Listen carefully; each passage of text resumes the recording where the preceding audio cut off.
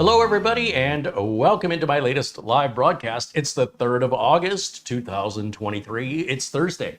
My name is Kerry Holzman, and today, another mini PC review. You know, we have never done the same mini PC review twice. There's always brand new models and new manufacturers entering the market. It is a very strange phenomenon.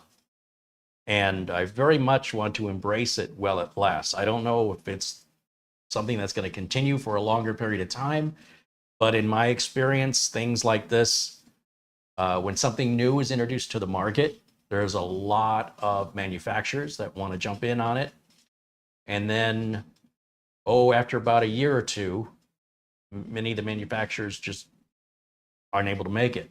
And so through whatever gets who the survivors are, we're left with a stable of known manufacturers. So right now, it's a great way to introduce ourselves to some of these manufacturers. We can evaluate if what they're offering is a good value. And bear in mind, a lot of the machines that we're reviewing are coming to us from China. So the support on these is going to be through email, or it's going to be through WhatsApp or some application like that. Sometimes when you're ordering these machines from Asia, you save a lot of money, but if you ever have to send them in for repair, and I'm not speaking specifically of today's manufacturer, although that may be the case, I don't know. In many cases, on these very inexpensive, budget-friendly PCs from China, they have to be sent back to China if they require repair. The good news is, it's pretty rare that they ever require repair. There's very little in here that you can repair yourself on these. It's very similar to a laptop, trying to fix a laptop. We can change RAM and we can change storage. We can change a Wi-Fi card, but anything wrong with the circuit board itself is proprietary. And if that's important to you, if you're one of these people who wants to be able to have local support, then as you're watching reviews here on YouTube, and not just of mini PCs, but of all gadgets, especially on social media where there's a lot of advertising from these companies on Facebook, Twitter, X, whatever it's called, Instagram, they will make really good offers, all right? And as far as I can tell, every one of them has sent product. I haven't seen any like scammers in the sense that they take your money and don't send anything. But if you have a problem with the product, sending it back to China from America is probably going to be around $50 at the cheapest. That's if you're going United States Postal Service, all right? Now, I recommend anytime you can, buy from Amazon, because these manufacturers provide Amazon warehouse with the equipment, just like any other manufacturer. And if there's a problem with it, you send it back to Amazon within those first 30 days. The returns are free. At least if you're an Amazon Prime customer. The shipping's way faster than if you order from Asia. You could wait weeks to get your product. You order from Amazon, you could get it the next day. And then if the machine's going to run no problems, for that 30-day return window, it's probably going to run no problems for a long time, unless you get like a power spike at your house or something like that. And that wouldn't be a warranty covered issue anyway. Right? It's your responsibility to put on surge protectors or unplug it from the wall during storms and things of that nature. So regardless if you bought it from a local manufacturer or an Asian manufacturer, you wouldn't get warranted support on a non-warranted issue. The other thing is consider the price. How much of a risk is it you're willing to take? If it's a really good value and you're able to get a certain number of use out of it, certain amount of time out of it, then even Steven, right? And in the best case scenario, it continues to work years and years and years and years and years. And of course, the longer it's working and you're able to utilize it, the cheaper it gets every day. So at the end of the day, it's up to you to decide where that fits in your lifestyle, in your budget, in your expectations. And of course, if you're an extremely demanding person, I strongly recommend that you buy from specialized boutique companies that cater to your needs. And those aren't cheap, but you know what? If that's what you're demanding, it's nothing money can't fix. But if you want great value and you want to be able to get more computing power for your dollar today than ever before in the history of computers, These mini PCs are outstanding. So today, the folks over at Morefine sent me a new model called the M8S, and you can see just how tiny this is. And a lot of people, first of all, they don't understand just how small these units are by watching this on video, number one. And number two, they don't understand just how powerful they are. They almost universally, the general public, when they see these, they don't expect much from them. And they are more often than not blown away by just how fast they are. If you have any curiosity about any of the mini PCs, the best thing you can do to figure out exactly how big they are, how much they weigh, and how fast they are is to buy one. Buy it from Amazon. Even if you're only buying it to give it a test drive, Amazon has those free returns up to 30 days. You can buy this off Amazon. You can use it for up to 30 days, and then you can send it back. But here's the thing. The reason I'm telling you this is because I know there are no words I will speak, and there's nothing on video that I can show you that can convey what you will learn within minutes of having this in your possession. And the only way we can compensate for that is to try and convince you to take the plunge, make the purchase, and see for yourself. And then once you have that baseline of experience, you now have something to compare it to on every other future video of mini PC. Whether they're a little bigger or a little smaller, you now have a point of reference that was, until you had it in your hands and until you actually had some hands-on experience with it, there's nothing any content creator can do to assist you with that level of understanding. So at least when you're buying from Amazon, you have peace of mind.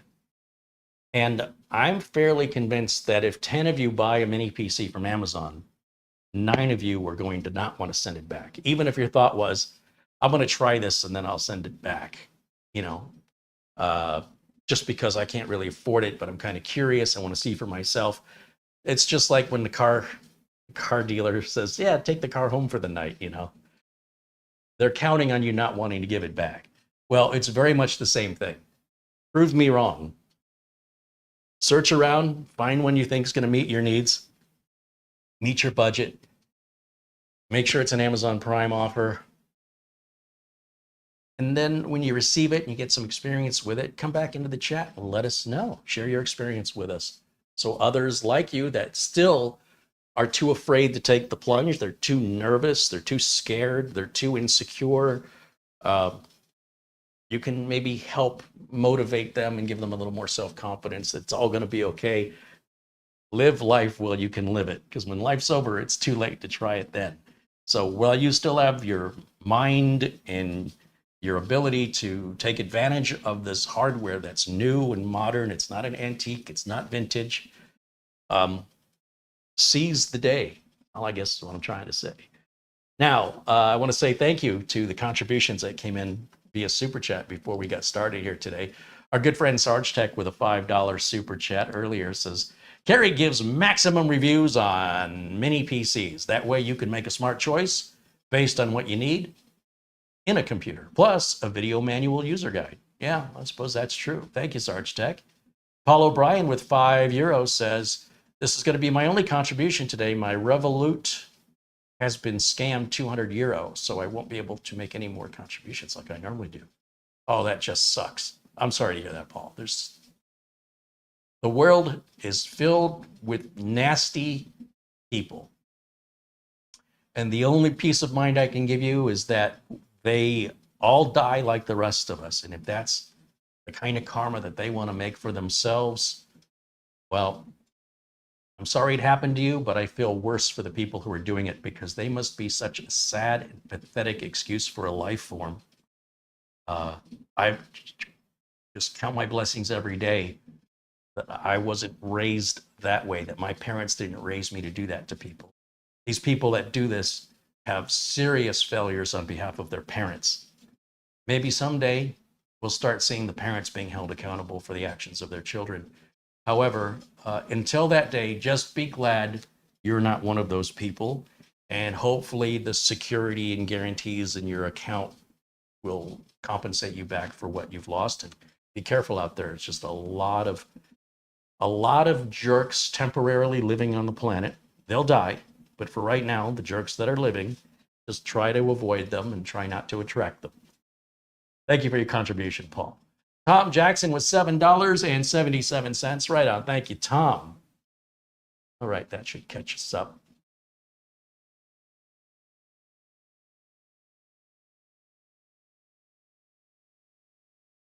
Right, Jimmy says, happy Thursday. Right on. Back at you, my friend. There's Shamim Kashmiras joining us. John Science Rock says, hello from New Jersey.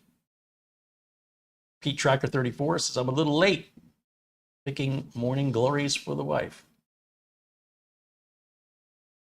Sarge Tech said, everyone I have shown my mini PC to wants one for themselves. Yeah, again, aside from being able to go to a retail store and actually see one,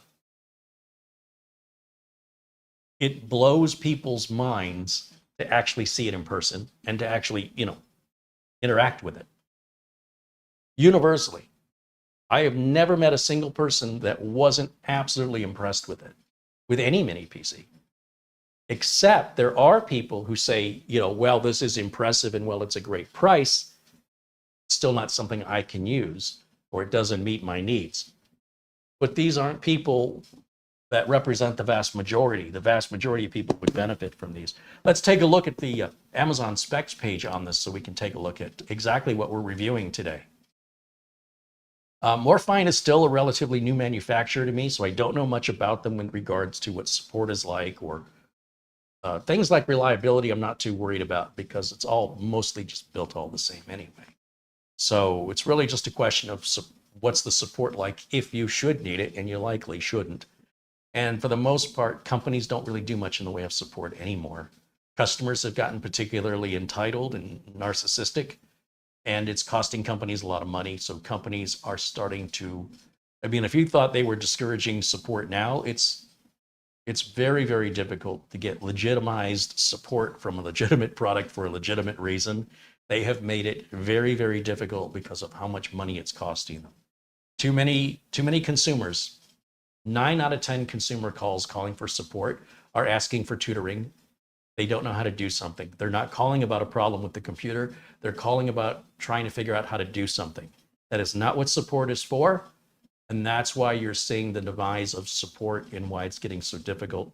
Companies are tightening down the screws because they have to stay in business.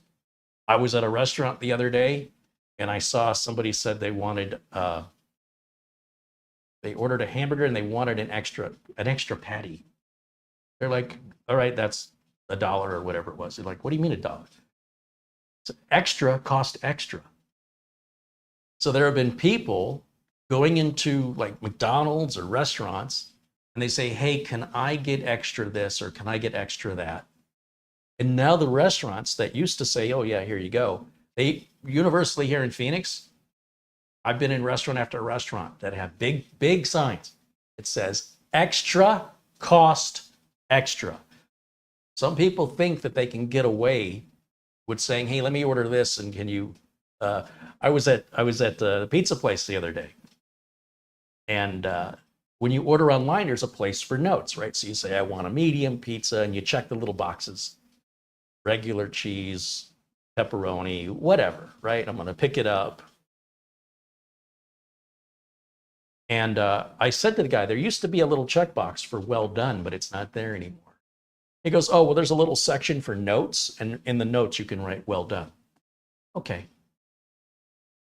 I said, I can just imagine what people write in the notes. He says, we have people write extra cheese in the notes. I'm like, so they don't click the extra cheese box, which bills them for the extra cheese. They just go down to the notes section and write in, please put on extra cheese. He says, yeah. I said, does that ever work? He goes, no. We tell them if they want extra cheese, they have to pay for extra cheese. I say, well, this is the world we've become living in. And so now if you're on the other side of this, if you're the retailer, if you're the seller, and you've got your customers trying to put you out of business, you have to batten down the hatches and tighten up the security because your own customers are trying to rip you off. And that's the world we live in right now. So if you get upset at the way some support is difficult or lacking, it's because society has forced it to be that way in order for these companies to stay profitable. Otherwise, they'd have to charge a lot more for the product in order to compensate for, they were given that kind of support people wanted. And then people wouldn't buy the product because they say it's too expensive. So what do?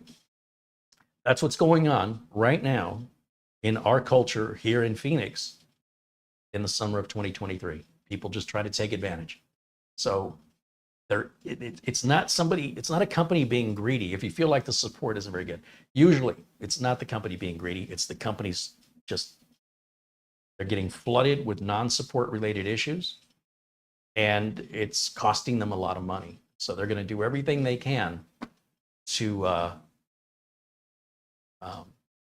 stay in business and to maintain profit and keep the products priced very aggressively against their competitors. So, put yourself in their shoes for a minute.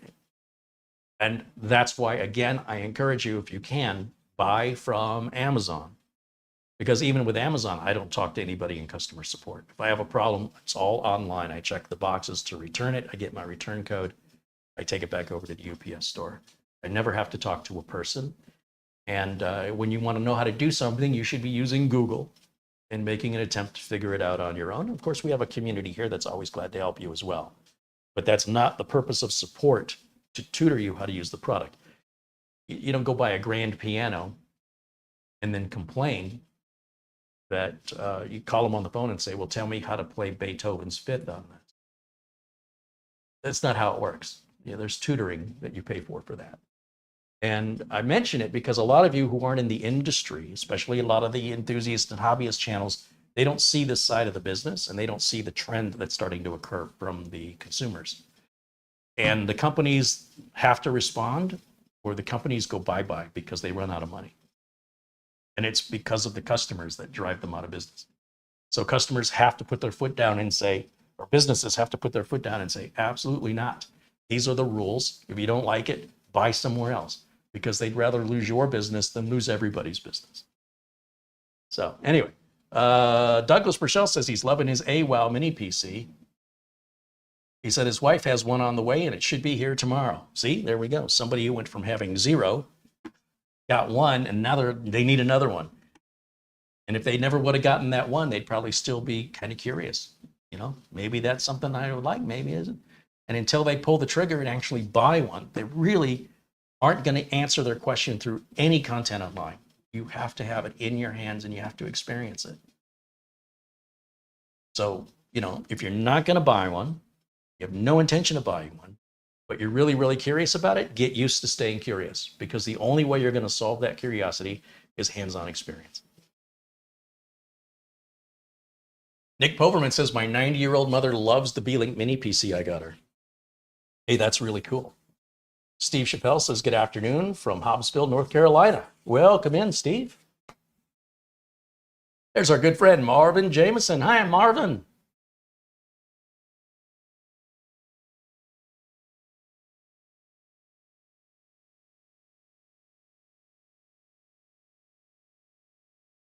Paul O'Brien said this is the second time in the space of a month that his credit cards have been scammed. First his bank account, now it's his Revolut account. Yeah, I'm just wondering if you're not being careful enough, Paul, or if the banking industry that you're doing business with, it was the theft on their part because they dropped the ball on security, or was the theft on your part because you dropped the ball on security? But at least you keep an eye on it. Whenever my PayPal gets charged, my phone will beep at me and tell me anything over $1, it lets me know. And sometimes places go, would you like your receipt? I'm like, no, don't need it. I already got it on the phone. Richard Collins says, hello. Marvin Jameson with a very generous $100 super chat contribution. Thank you so much, Marvin. He's such a good guy. I want to remind you that while these large super chat contributions are always appreciated, YouTube is going to take $30 of that. YouTube takes 30% of any of your super chat, and then they make me wait 60 days before I get any of the money. And while I deeply appreciate any contribution, If you give via PayPal or you give via an Amazon gift card, I get the money immediately. PayPal takes 3% versus YouTube's 30%. PayPal gives me the money immediately. Amazon takes 0% and gives me the money immediately. And YouTube, I got to wait 60 days. But I don't want to sound ungrateful. I just want you to know that if you want more of your contribution to come to me and less to go to PayPal, when they're small super chats, you know, $20 or less, it's not a big deal. But when they're sizable, you're giving 30% of that to YouTube, just so you know. And I'm okay with it if you are. But if you're not okay with that, I just want you to be aware that I will not be receiving as much as you gave. But I, again, deeply, deeply appreciate your generosity. It's wonderful to have you, to call you my friend, Marvin. Thank you. Luke Greeny wants me to check my phone. All right. Marvin Jameson says, thanks to Sarge Tech Carry, so helpful. This is a great chat group. We do have an amazing community, and all because of you guys that make this community up.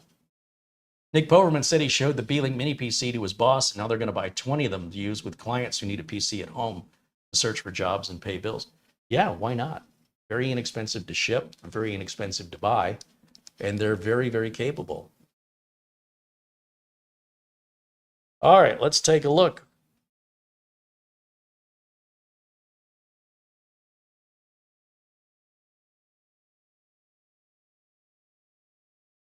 $25 from our good friend Luke Greeny. He says, here's a little something on behalf of Paul O'Brien.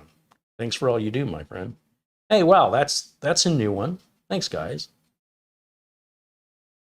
Look at how you back each other up. That is awesome. And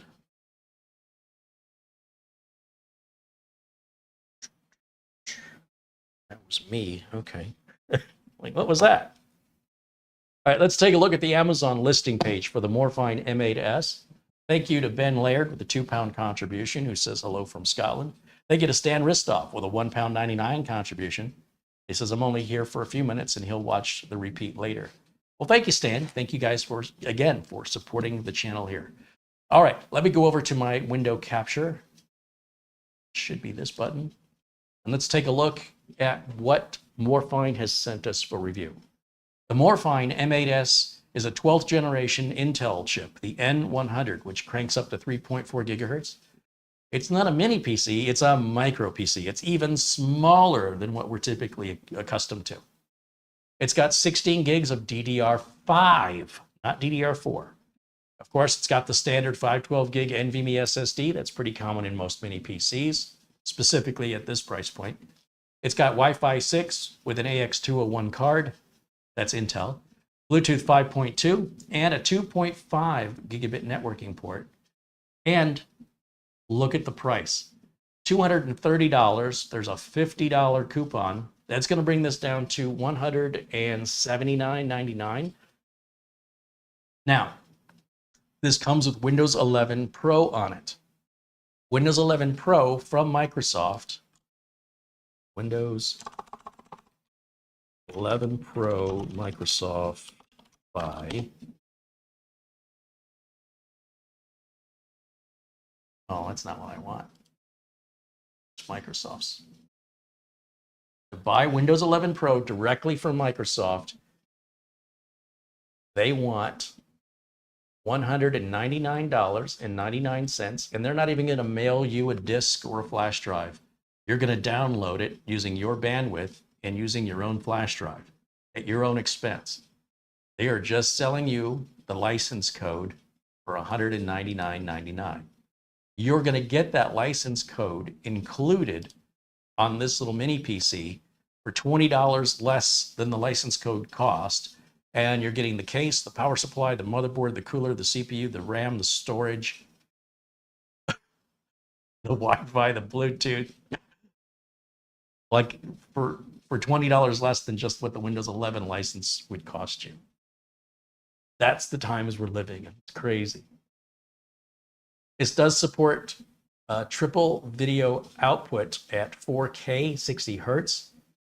And I don't know if the RAM is soldered in. when we're dealing with these really small PCs, we have issues of space on the inside. So things may be soldered down, or if it's got like an M.2, it might be a half size M.2, 2242 versus a 2280. So that does limit the upgradability and performance. But I don't know. I'm speculating. I've never seen this computer before.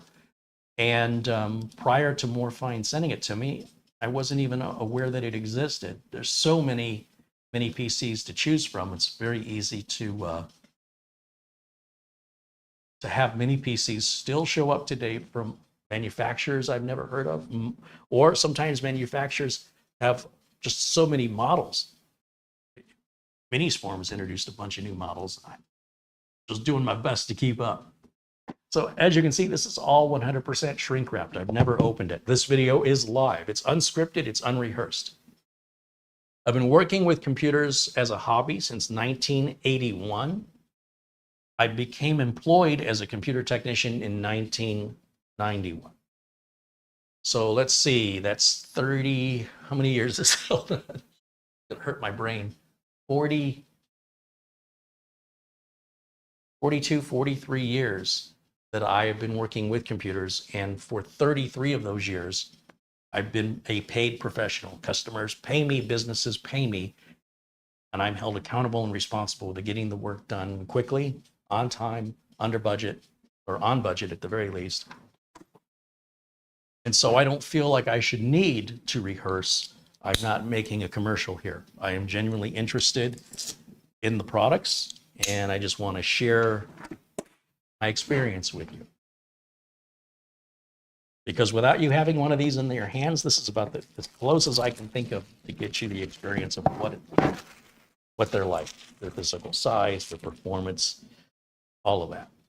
So you know right away, just based on the size of this box, we're going to deal with a very small computer here. Yeah, it's very tiny. Let me go back over to the chat room here.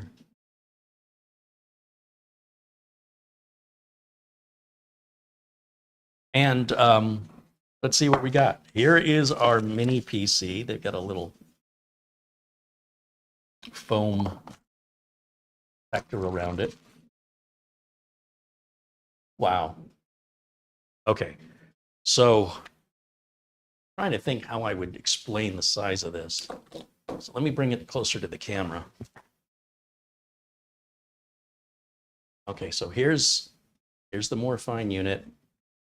Here's my Samsung Galaxy phone. Okay. This is my phone. This is not a Plus or an Ultra. This is just your basic everyday Samsung Galaxy S23. And this is the entire mini computer. So I'll do my best to give you guys some reference of size. And if that back, oh, this has dual. Wow, it's even better equipped than it explained. Where should I start? Let's start at the front. We have our power button, which looks like it's got a little power light. Go to this direction. We've got 3 USB 3s.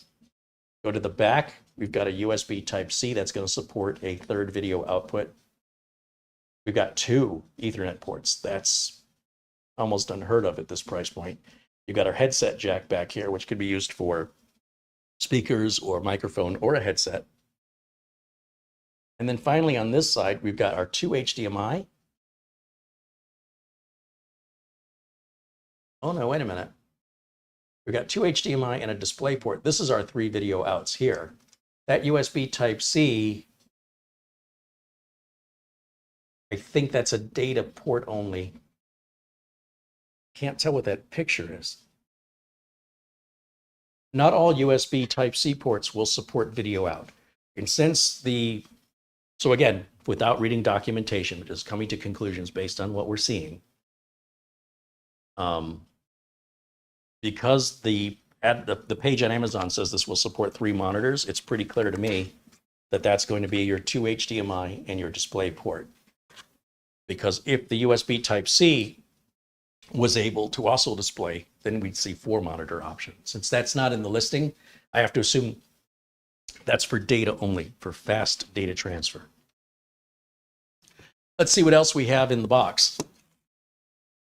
This is our power adapter. Oh, you know what that USB Type-C port is for? That's how it gets power.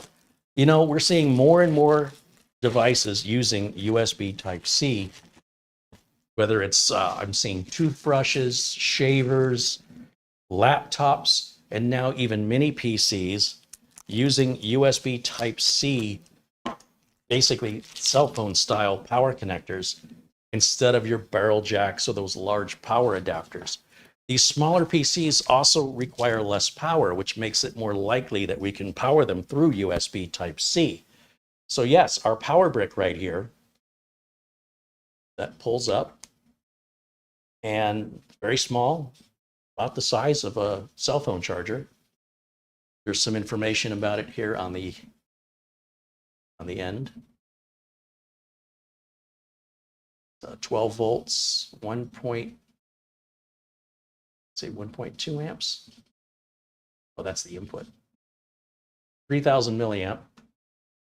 And the great thing about this, sometimes, most of the time, when a power adapter on your desktop or your laptop goes out, you've got to buy the specific power adapter from the manufacturer. No choice. But when it's USB Type-C, you just need to make sure that you're getting a power adapter that has enough output voltage and wattage, and you're good to go. You're not tied to the manufacturer. So that's what the USB-C port is for. That is our power. Because now that I'm looking at it, there is no power jack. So that is the power jack. That's pretty cool. All right, let's go back in here. Oh, this is kind of neat. All right, check this out. We've got the ability to change the top of this unit out. They've given us a spare replacement lid. We'll get to that in a second. We've got our VESA mount adapter for hanging this behind your monitor, or you could even screw this to the side of a desk or to the wall if you wanted to get it off the desk. They've given us a HDMI cable, and then we have a small set of instructions, which is basically just setting it up. I can tell by how thin they are. It's basically just, here's how you plug it in kind of instructions. Let me switch over to the close-up camera here. So I'm going to bring the overhead out so I can show you this part of it. So bring this camera out. So, and let me step around, turn power on there. Let's go to the close-up camera. All right, man, I almost nailed that. So what they've given us here in this plastic bag, you know, the only other manufacturer I've seen do something like this was B-Link, and that's a very expensive unit. The fact that you're getting this bonus lid at this price point, that's unheard of. I've never seen a manufacturer offer this except on mini PCs that are upwards of $500, $600. So the fact that they're doing that, this is above and beyond. Now this is purely for aesthetic. It doesn't hold any other value, just if you want to give your mini PC a slightly different look. They really got it in there good. It's like vacuum sealed in there. There it is. So we can switch out the top lid for this lid. Now again, I've not read any instructions and I've not seen any other reviews on this unit. So I'm kind of coming at this blindly. But I'm going to guess that if I grab my iFixit toolkit here, it looks like from the bottom of this, that this just pops out. It doesn't look like there's any screws to remove.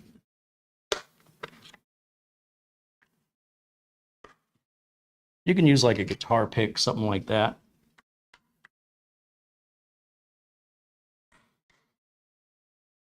Oh, look at that. We have access. We have access to our storage. This is our M.2, and I was correct because you have to understand how small this is. The length of a regular M.2 drive wouldn't leave any room for a socket, right? So you have to go smaller there. And I don't know what's underneath this. There is something under here. And then if we take that out, we should find a Wi-Fi card below it. The question is that Wi-Fi card soldered in, or is that Wi-Fi card replaceable? And these small machines, they're usually soldered in, but what they are usually and what this one is may be two very different things.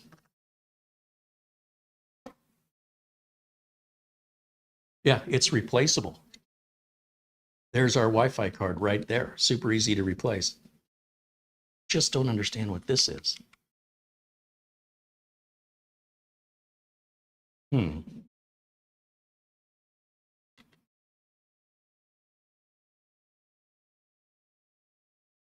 What this piece is. Now I'm kind of curious what's underneath here. There's really nothing else you're going to be able to replace. I'm going to guess that the RAM is probably soldered on, because otherwise we'd likely have access to it right from just removing the lid.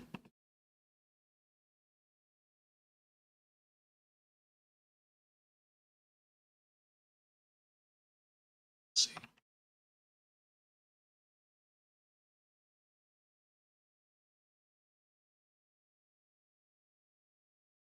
I want to be very careful if I lift this out that I've got our two Wi-Fi antenna wires there, and I don't want, they're physically connected onto this plastic cover.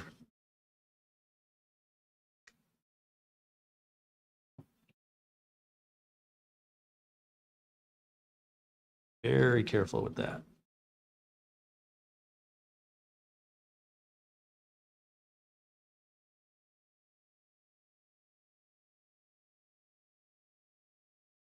Yeah, you can see I'm starting to unplug those cables by doing that. And of course, on the other side of it, if we open this side, this will be the side that the CPU and cooling fan are on. Very easily accessible. It's really nicely designed. As a technician, I really appreciate this. Hey, there's our friend Michael Dane joining us. Hey, Michael Dane. He is the man. Let's see what we got on this side. Oh. Would you look at that? I have no idea what this is. If I had to guess, looks like something that would light up. You see the ribbon cable, and no idea. There's our cooler. It's all copper. Our CPU fan there. And I'm going to have to guess that RAM is soldered on. All right. Well, let's see what it looks like when we power it up.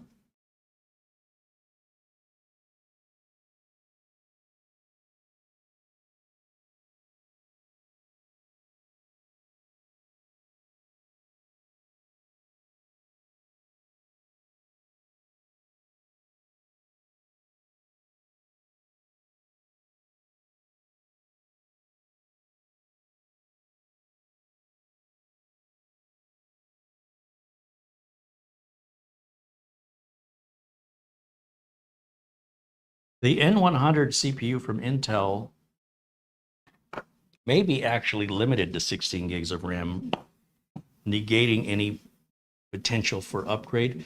When you get down into the budget Celeron level CPUs, Intel limits their memory capacity And that's done on purpose. They purposely limit that. It's not necessarily a technical limitation. It's a limitation that's instituted by the marketing company so that you understand why the other chips, higher model chips, cost more. Even if it means they do this with cars too. They'll have a car that has lower horsepower that sells cheaper than the car with higher horsepower, and come to find out they're the same car. It just has a different programming of the engine computer.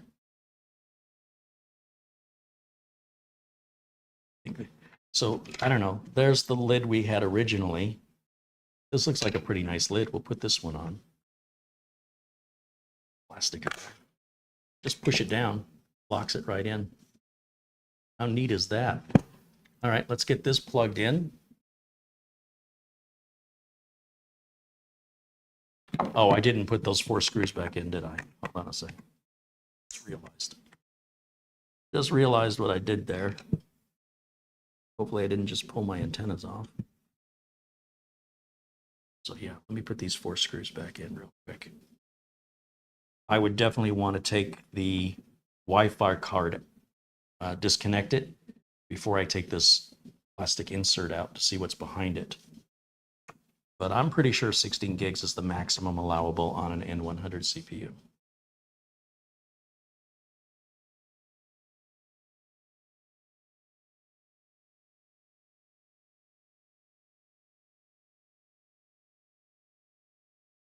Now, at that price, believe it or not, it's plug and play, ready for you to use. You don't have to do anything to this other than plug it in and start enjoying it.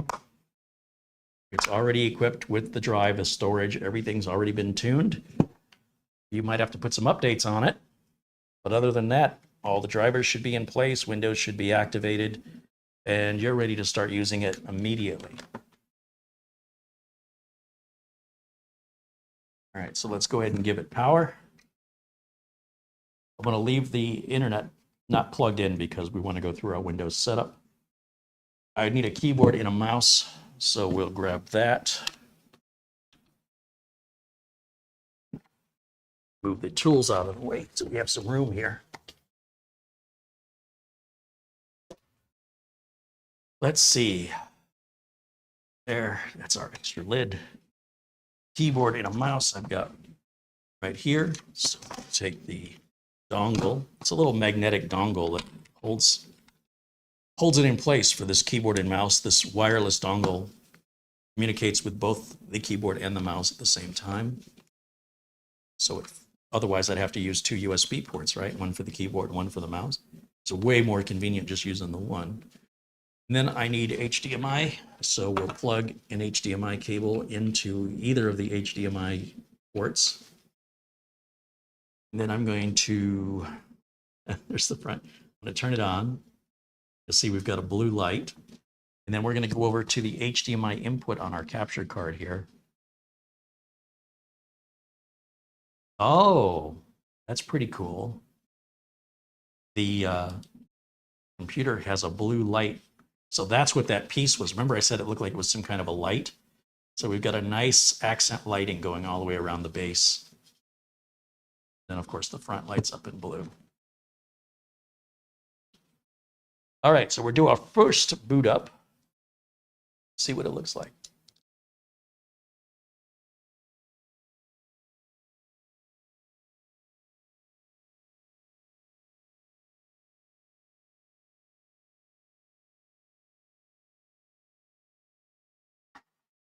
All right, well, you've seen me do this a bunch of times. Let's see if we got to bypass the NRO or not. Let me go full screen over here so I can see it better. This doesn't change your view, it just changes mine. Ah, there's my mouse, okay. English, yes. United States, yes. US keyboard, yes. Secondary language keyboard, no. Okay, so it wants to connect us to a Wi-Fi network, and there's no option to say I don't have a network. So I'll hit Shift and F10 on the keyboard. And then I click on the box and type in OOBE / bypass NRO, enter, and then it's going to restart the computer. We're going to go through the setup one more time.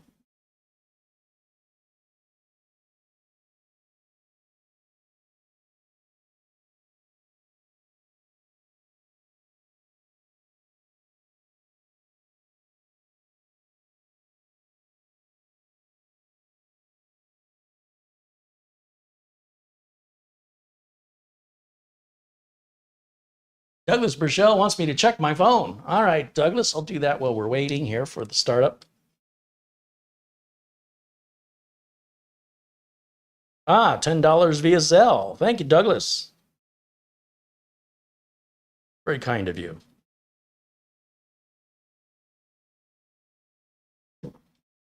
Appreciate the support you guys give me and help me to maintain my independence so I'm not here shilling products for a company paying me to tell you what they want me to say. That's what most of the YouTube tech channels you watch are doing. They're making paid commercials for advertisers disguised as product reviews. Just so you know, if a YouTube channel has over 1 million subscribers, almost universally, they are making commercials for companies. That's how they're able to afford to have editors and employees. All right, English. All right, same thing. We go through this one more time. Only this time, when we get to the network portion,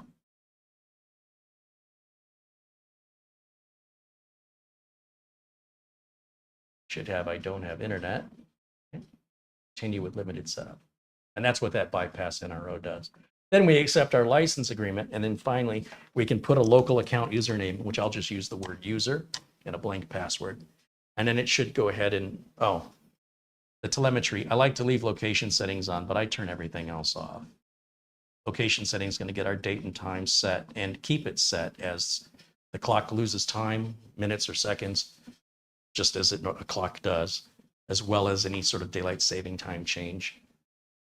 It'll keep us synchronized with the atomic clock or the internet clock out there in the internet land.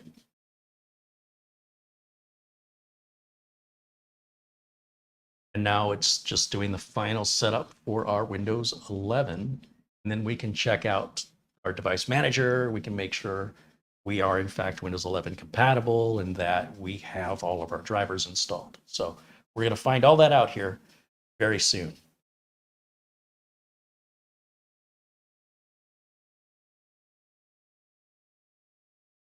Michael wants to know, Carrie, have you ever had a notice from Amazon that limits the amount of returns and refunds you can have and also threaten to cancel your account if it continues? No, I've never seen anything like that. Amazon has always given me my returns without a problem. Sometimes, like I sent a couple of hard drives back and they've had them over a week. And I said, hey, where's my refund? You know, you shows this was delivered a week ago.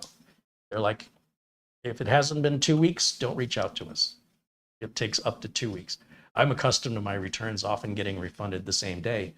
But I think you'd have to really be abusive with returns to get a notice. Like for Amazon to send that to you, they're basically telling you you're costing them more money in shipping than whatever it is you're paying for. For me, I order a lot from Amazon.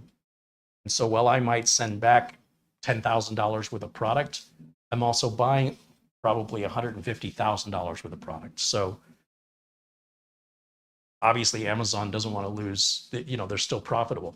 But if you're costing Amazon money because you're buying very inexpensive stuff where the shipping might cost more than the product does, and more than that, you're returning more than you're keeping on a regular basis, I would consider yourself lucky that you get a warning, because a lot of times Amazon, I've been told, will just cut you right off without any notice. So yeah, that's for people who are just abusing the returning. If you are returning more than you're keeping, you can expect any retailer to do that. All right, let's plug it into the network now so we can hit Windows Update. So down here in the bottom right corner, we should see that little globe change to a little computer screen once it synchronizes and initiates with the router. And let me right click on the computer icon here and go to Properties. Oh, I like that they put the My Computer on there. So I like how Morefine has given us the My Computer icon on the desktop. I use my Windows 10 optimizer to do that for me. All right, there's our processor, the N100. It's idling at 800 megahertz, but it does crank up to 3.4. We are Windows 22 H2, Windows 11 Pro. That's the latest version. That's what we want to see. If we go to the device manager, we can right click on the start menu, go to device manager, and we want to see all of our devices are in there, that we don't have any missing drivers. If you're curious who makes the network adapter, they are both Realtek gigabit adapters. They are not 2.5 gig. So apparently I have misinterpreted the Amazon page, because I thought the Amazon page said it had a 2.5 gig connector, but it has two 1 gig connectors. And they're both made by Realtek. The Wi-Fi is made by Intel, the Intel AX201, which also provides your Bluetooth. Under security settings, security devices, we should see a TPM. Yes, trusted platform module is there. Furthermore, if I go back over to properties again over here, right-click properties, and I'll just type in activation, see if Windows is activated. Comes up as a suggestion, and Windows 11 Pro is activated. So it's all 100% legit. Let's go and check Windows Update, because from the time this was made at the factory, or whenever the image was made, really, to the time it took to ship it, get it on a store shelf, and then from the store shelf to be shipped to eventually wind up at my doorstep, Microsoft may have come out with a lot of updates during that transportation time. And sure enough, we do have a number of updates here, including some driver updates.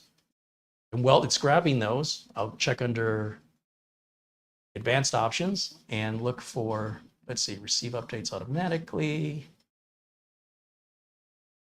Notify me when a restart is needed. Date. And 11 optional updates. Oh no, just one. No, there they are. We have a ton of driver updates. We're going to grab them all.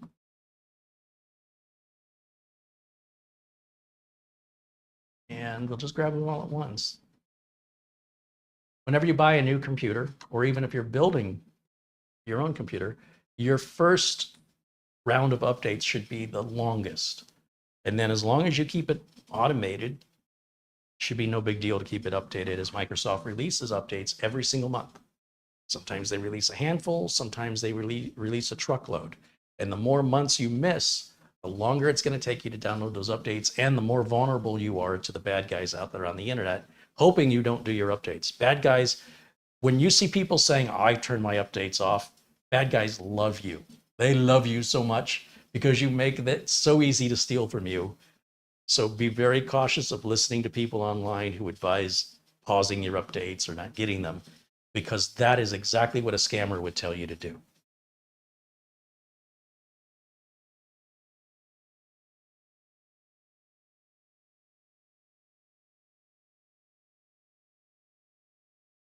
I guess I can go back to camera one, because it's going to take a little while to download on my slow internet connection here.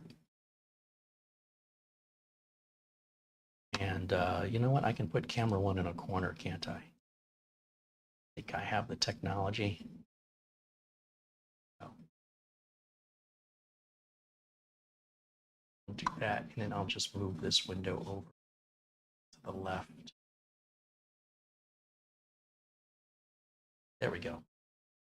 All right. So if you guys have any questions for me, I'll do my best to provide an answer. Always be sure to look at the chat room, because there's a lot more people, a lot smarter than me. People have different areas of expertise than I have, who may offer you a suggestion or a response that might be more applicable than my own. Or sometimes I don't even see your question, but the chat room will almost always see your question and address it. We encourage everybody to join our chat room during our live videos. This is not TV. You want to go watch TV, go watch TV. That's not what we're doing. We are a community. We're hanging out together. We're not making commercials for companies. We are not trying to twist your arm to sell you something. We are simply friends hanging out together. And if you're the kind of person that goes over to your friend's house and says, hey, you talk too much, I don't think that's going to be a friend of yours very long, and you don't understand what friendship is. So if you'd like to be our friend, we'd expect you to behave like a friend and to hang out with us as friends do. If what you're looking for are paid advertisements and commercials, there's plenty of that to choose from on YouTube. Or if you're just not even looking to interact with anybody, that's what your TV is for. But here on YouTube, we get to interact with each other. And how many other content creators interact on the level that this channel does? And how many other YouTube channels are there where the community is 100% supportive and kind and friendly? I don't think it exists. I think this channel stands alone on the entirety of the World Wide Web as the only community of this size where there are no hassling, no bullies. If somebody makes that attempt, one of our good friends in blue will ban them permanently from the channel. And that's how we keep the community spirit. You know, we don't want somebody to diminish our spirit because they're miserable people. And those miserable people are toxic and contagious. It's very important that we protect ourselves and we protect our friends. And as long as you're not a toxic person, well, we hope you'll join us and be a part of this amazing community.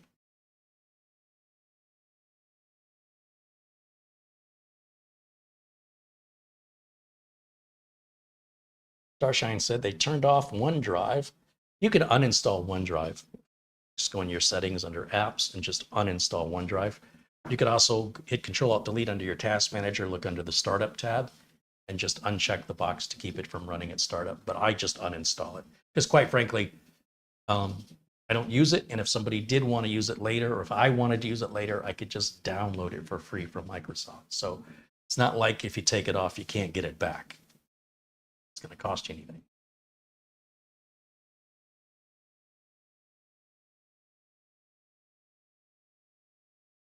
If you enjoy content like this, please hit the thumbs up button. It's pretty common to see YouTube videos that have thousands of views and fewer than 100 or 200 likes. That's the society we live in. People put forth the effort, the expense, and the time to carefully put together a video they think is helpful to complete strangers online. And those strangers will either complain about it when they're getting it for free and they're not entitled to, or they can't be bothered to click their mouse one time on the thumbs up to show a little appreciation back to the content creator. So whether people realize it or not, by you not clicking that thumbs up button to content you actually like, which costs you nothing and takes almost zero effort, you are effectively responsible for the demise of YouTube channels who simply don't think it's worth it anymore. I'm seeing more and more YouTube channels just shutting down. I'm not shutting down. I'm not going anywhere. I'm not that easy to get rid of. But I want you to know, just as customers that are expecting people to get tutored when they're calling support are ruining support for everybody, the people who watch content as though it's television and don't interact with it and, you know, have nothing kind or supportive to say and can't even be bothered to hit the thumbs up button, when that's done in mass, like it's been happening, these content creators are like, you know what? Based on what YouTube is paying me and based on the lack of appreciation the viewers are showing, I'm going to spend my time more selfishly and stop making this stuff. Every YouTube content creator does so voluntarily, and many of them, most of them won't last a year. It's very discouraging to put yourself out there in the public only for people to harass you, complain, and give you nothing but grief, when if you would have just kept to yourself and never made a video publicly, you wouldn't get the harassment and the stress. So when you know that every content creator goes through that and you enjoy their content and you want to basically tell them, please make more content, the best way you can do that is just to click the thumbs up button. It's so easy and effortless. If you understood how much time and effort has to go into making a video, the logic kind of flows like this. If I put all this time and all this money into making content, I've got 4,000 people that watched it, and like fewer than 100 people hit the thumbs up. It's not worth it. If I can't even, I'm not getting paid much, but at least I could be appreciated. And if I'm not being appreciated, then I should find something else to do where I am appreciated. And you have that power in your hands. It's free to click the mouse. So it's just an attaboy. It's a pat on the back. That's all it is. It doesn't get me paid anymore, but it certainly shows appreciation. It costs you nothing and encourages me and other content creators that you do that for to continue making more content, to continue putting up with the hassles from the general public that harass them. And I think you'd be surprised just how high up the level of harassment is. Make a YouTube video sometime. Let me know how it works out for you. Mark Gaines with a 10-pound contribution. He says, hello, Carrie and chat. Just got in from my birthday meal. Happy birthday to our good friend Mark Gaines out there in Northern Ireland. Sláinte and cheers, Mark.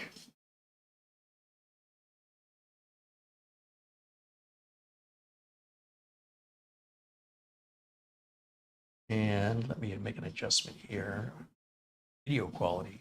You always want to check your video quality, guys. Most people don't. And a lot of times if a video doesn't look quite as sharp as it should, it's because your YouTube settings have changed, even though you didn't change it. But if you want the best quality settings possible, and you're not quite sure if you're getting them, hit the little gear icon in the corner of the video and make sure for your resolution that it's set to 1080, assuming your internet connection is broadband enough to support 1080. And you'll see a world of difference in the quality and clarity of my videos.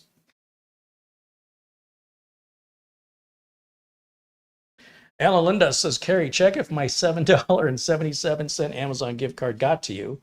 This is my first attempt at sending an Amazon gift card. All right, well, let's check it out, Alan. Happy to do so. I do have something waiting in my inbox. Alan Lindos has sent you an Amazon gift card of $7.77. Right on. Well, you did it correctly. And I just sent you a little thank you in response there, Alan. So you should get a response from me in your, I think it'll show up in your mail. Right on. You guys rock. Thank you guys so much.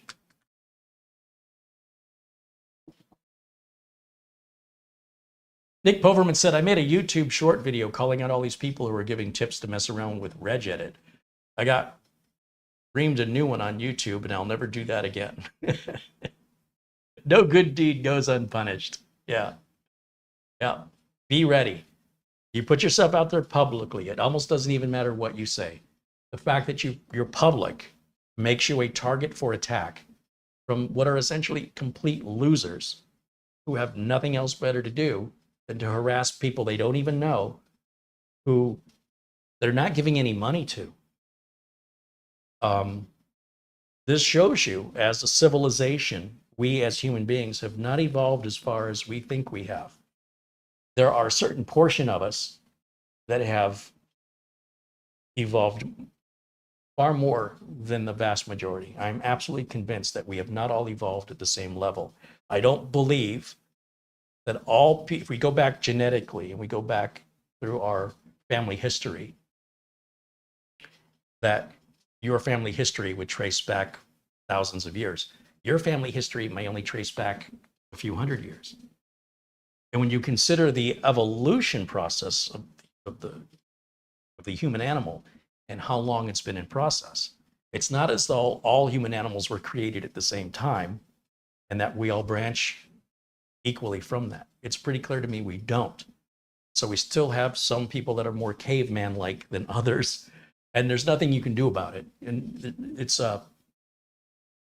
like being angry at a wild animal. It doesn't know any better. So the best we can do is be aware of it, don't try and fix it, and do your best to protect yourself and avoid those people. They're toxic, and in some cases can be contagious. They got a bad attitude. They're very good at spreading a bad attitude. And so the best thing you can do is protect yourself, block people like that, Avoid them as much as possible. The world has over 8 billion people on the planet, and it's a big place, so it's easy to just move away from them. They will eventually do themselves in. If they continue that behavior, it's going to not end well for them eventually.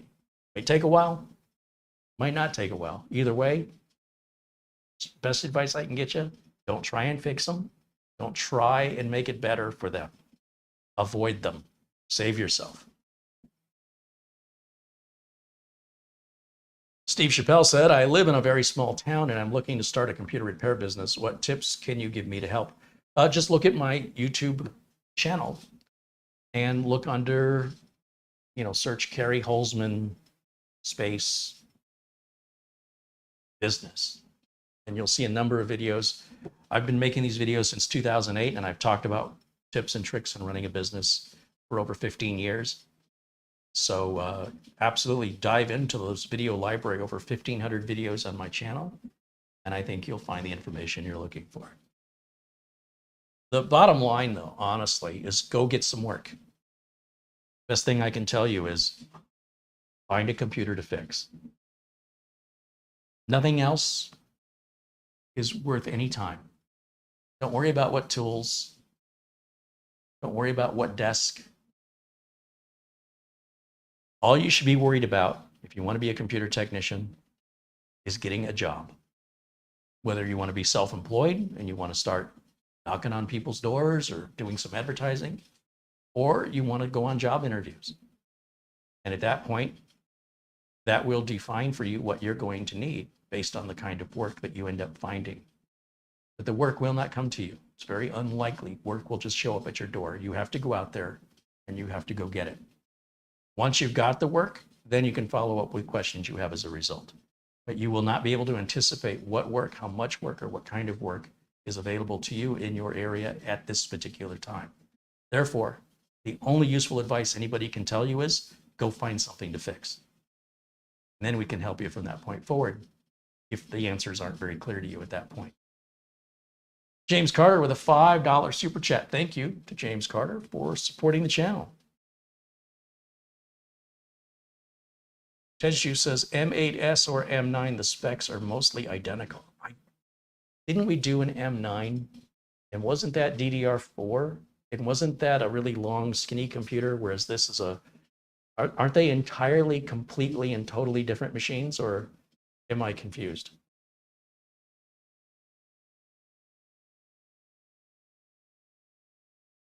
Sarge Tech said, that's true, Kerry. You have to work to get the work. Yes. Sometimes people, they want to know what's going to break on my car next. The car, first of all, isn't being driven. There's no point in discussing it. Two, you're going to have to drive the car and give us some indication of what makes you think something's going to break. If you're like, well, I don't think anything's going to break. I'm just worried what'll break next. Well, unless you're having a symptom, there's nothing we can do to resolve it. You need a symptom first. So before we can give you any advice on running a business, you have to go and get work. You need a symptom. And there's no secret. I mean, there's no answer to the secret of how to get work. It's getting customers is the toughest part of any business. You could be a wonderful, well-educated, well-respected chef, and you open your own restaurant, and your restaurant is beautiful, and your menu is outstanding, and your prices are incredible value. And yet you're going out of business because nobody knows you exist. So how do I get people to know I exist? Well, that's the question every business struggles with every day. If you don't want to deal with that, then you should go work for somebody else. Alvin Shaver with a $2 super chat. Right on. Thank you, Alvin. Old Man 55 says, yeah, the M9 has DDR4 and only 2 USB ports.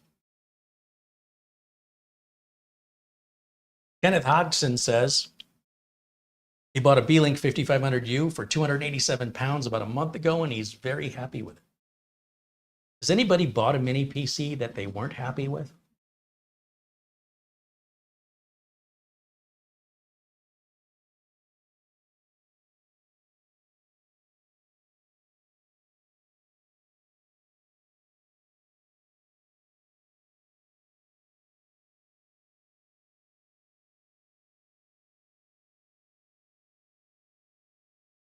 Nick Caffrey said he was teaching English on YouTube for 2 years, and most of his subscribers were from Asia, and they were almost 100% respectful and kind. What has happened to the West? Oh, that's my understanding about like Japan. You know, people are extraordinarily polite. Um, my understanding of Britain and Canada, people are very polite. Now, they may not be polite behind your back, but you know, the courtesy of bowing and things that they do in Japan, and the social courtesy that's given to one another is very much a cultural phenomenon that does not exist here in the United States. Very, very rarely. Um, I've got to tell you, I was at McDonald's the other day, and there was about a looked like a middle-aged businessman who was in a wheelchair and clean shaven, hair is perfect, dressed well, and he was there by himself. And I kind of watched him. He went up to the counter, and then I saw he left with a little ice cream that he was eating, and he had like only movement of one of his hands. It seemed like a really nice. You just get a vibe, you know. It seemed like a really nice guy. And I thought, you know, is he here by himself? His wheelchair is electric. Did he drive himself here? Interesting. So while I'm eating, I notice out of the corner of my eye, he wheels his electric chair up to me. And not only does he have limited mobility, apparently he can't speak. So he says something like, "Brr, brr, brr, brr," and then he's pointing at the door and he's looking at the door. He looked like he could speak, but apparently he couldn't. And I said, "Oh, do you want me to get the door for you?" So I got up because he can't really answer me, right? I got up, I walked over to the door, held it open for him. And as he wheeled himself out, he put his fist out like this, gave him a fist bump. I said, "You got it, man." And he went to his car. He drove himself to McDonald's. He was able to communicate without using words and had nobody helping him. And you have no idea how much respect I have for that man. Seemed like a really cool guy. Very independent, wasn't letting anybody stop him. Now, when I talk to people on YouTube that sit at home, they're fully bodied, fully able, they have no physical disability, they have no mental disability, but they have a crappy attitude and they're lazy. You have no idea how angry that makes me that somebody is squandering away their life, because I can promise you that gentleman in that wheelchair, if he could speak and had working legs and, you know, was physically capable, I have no doubt he would not be sitting on a couch all day watching TV and, you know, fighting about YouTube videos. He'd be actually getting something done. So it does seem a bit ironic. The world's a bit cruel that way, that a lot of people who are disabled, if they were given an opportunity to be able to be fully bodied again, what they would do if they could. And then you got people that are fully bodied and fully capable who just have a bad attitude, who don't want to get up off the couch. And you think if there was some way these folks could change places, wouldn't the world be a better place? I just got to tell you, I'm so impressed by that. This guy, it's bad enough he's got limited mobility, but the inability to be able to speak has got to be so frustrating, especially for somebody like me. I talk a lot. Imagine if I wasn't able to communicate and I've got to go to a complete stranger and ask them for help, and I can't explain to them what I want. And yet this guy did it like it was nothing. I understood exactly what he wanted. He very much conveyed the thank you. Why can't more people be like that? That really inspired me. Tons of respect for that man. Wish I knew him better. Maybe I'll run into him again someday. Very impressed.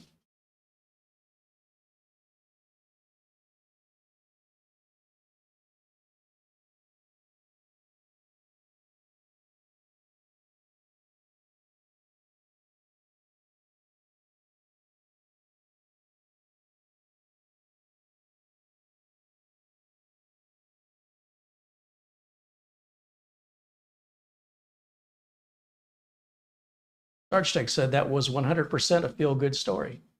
Look, when I went to McDonald's, I wasn't expecting anybody to talk to me. I don't put on a cape going, who can I help today? I'm just minding my own business. I'm going to go in, get my food, sit down, eat, get back to the studio so I can get back to work. That's pretty much my day. I work from the time I wake up to the time I go to bed, and maybe I get to watch an hour of TV before I go to bed to try and calm my mind down. Sometimes it won't calm down and I'm up and I can't sleep. I just can't turn my mind off. So imagine my surprise. First of all, that the guy couldn't talk because he looked like, okay, he's in a wheelchair, maybe he's got some physical disability, but to have a vocal disability as well, ooh, that's got to be tough. And then to be there by himself, to have driven himself there by himself. I am impressed. I am very impressed. That's somebody making the most of life right there. Doesn't matter what obstacles life throws at you, you just deal with it.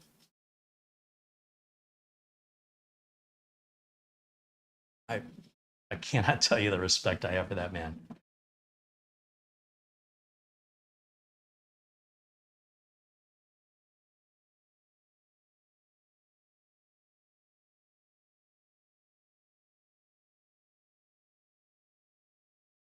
Charles Eslick said, I'm disabled. I learned to focus on what I can do and not what I can't. Listen, everybody's disabled, all right? Let's be clear. Most people are really good at hiding their disability, whether it's physical or mental. Everybody has a disability.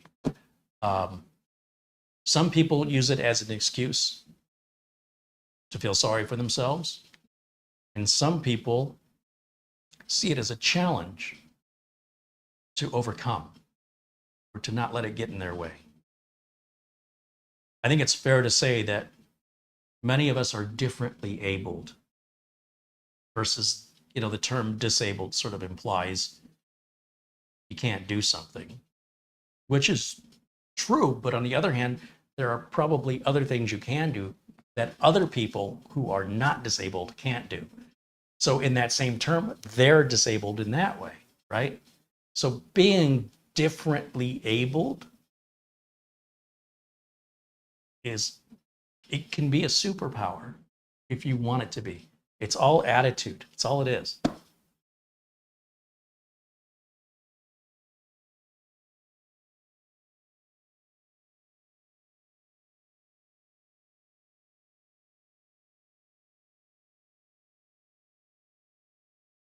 Nick Caffrey says that kind of behavior is what I call human.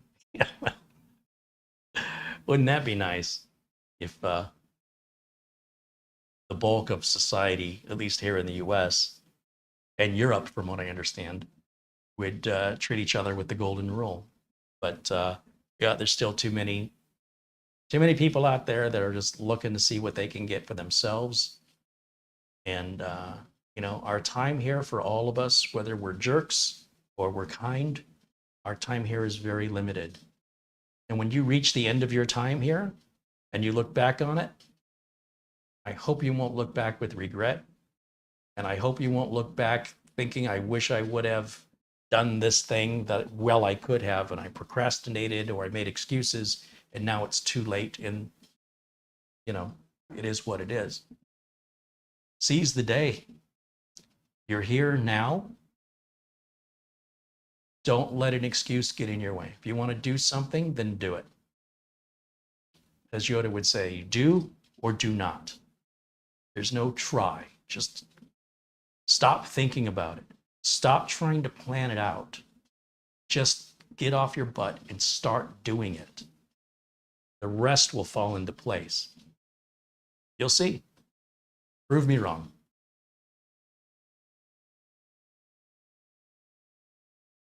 Les Stevenson said he's disabled getting an electric wheelchair. Danny Castro said the brain is responsible for the real disabilities we face. Yeah, I think that's true for most people.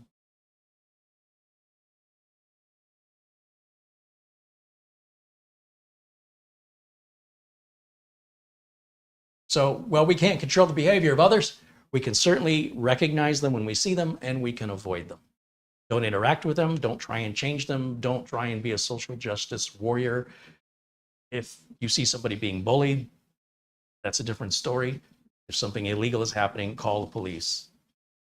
Otherwise, keep your distance, keep to yourself, and make sure the people who are worthy of your attention get your attention. So when you see a nice person, absolutely engage with them in a nice conversation. Feels good. When someone's being a jerk, ignore them, move away from them. Pretend you don't speak English.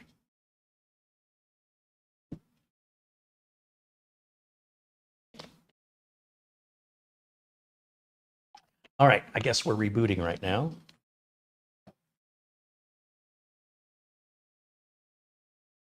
Zach Bischoff said, much respect, Carrie. As a disabled person myself, I love hearing stories like that. When I was in elementary school back in the 1970s, one of the kids had a disability and had limited mobility. And I remember, I think we were playing, I don't know, a football game or something, or tag. It's something simple out in the playground. And, you know, the disabled kid got tagged. And they said, oh, you know, don't tag him. That's not cool. And I said, no, wait a minute. This is the 70s.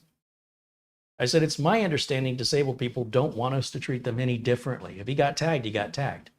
I swear to you, the disabled kid said to me, who told you that? I don't, if you're going to let me get away with being tagged, then I want, if you're going to give me an advantage, I want that advantage.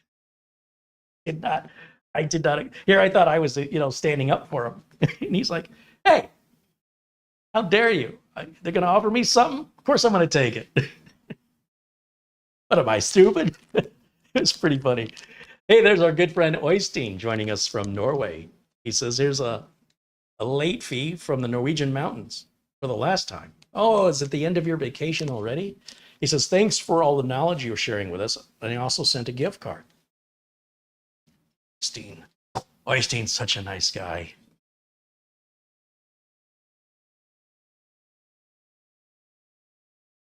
Yes. Oystein sends a $200 Amazon gift card. What a generous person. There are some people in this channel that are so generous. I have to find a way that I can meet up with them and shake their hand. You know, it's so uncommon, and I appreciate it so much. I mean, anybody who gives anything is more than 99% of what most viewers who give nothing. And I appreciate everybody who does that. But when it's over and above like that, holy cow, you guys are just, you have my deepest sense of appreciation for helping me to maintain my independence. All right, I don't know why we're not getting a signal. It should have given us a signal by now.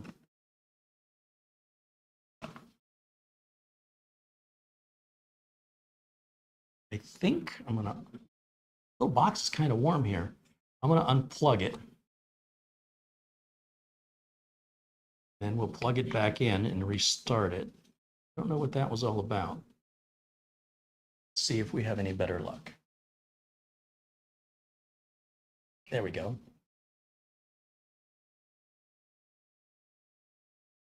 Sarge Tech said, I hope Buster is doing well today. Yeah, you and me both. He sent in a $10 super chat on one of the video from, was it yesterday? So obviously, I always give a shout out to our good friend Buster out there in Scotland, who will probably be watching this video later. It's a 8 or 9 hour time difference, so it's pretty late at night over there right now. But absolutely, hello to Buster.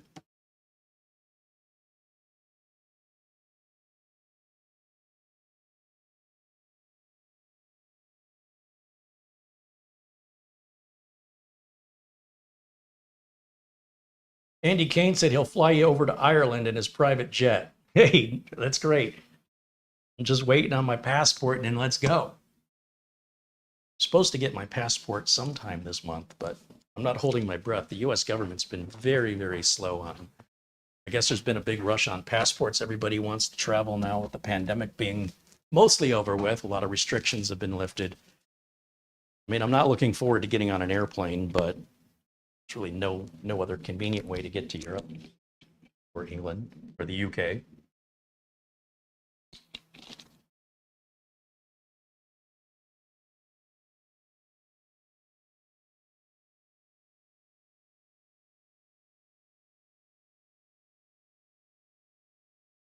So we've got our Windows updates that are applying right now. There are a lot of them because it's the very first time it's had updates, probably in a couple of months.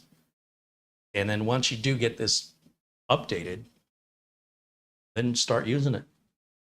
And as long as you have automatic updates turned on, you shouldn't have to go through this anytime soon ever again. Something didn't go as planned. No need to worry. Undoing changes. Please keep your computer on. I've never seen that message before.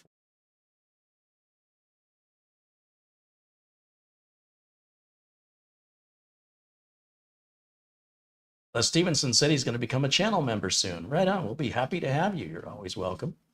And what else am I missing in the chat?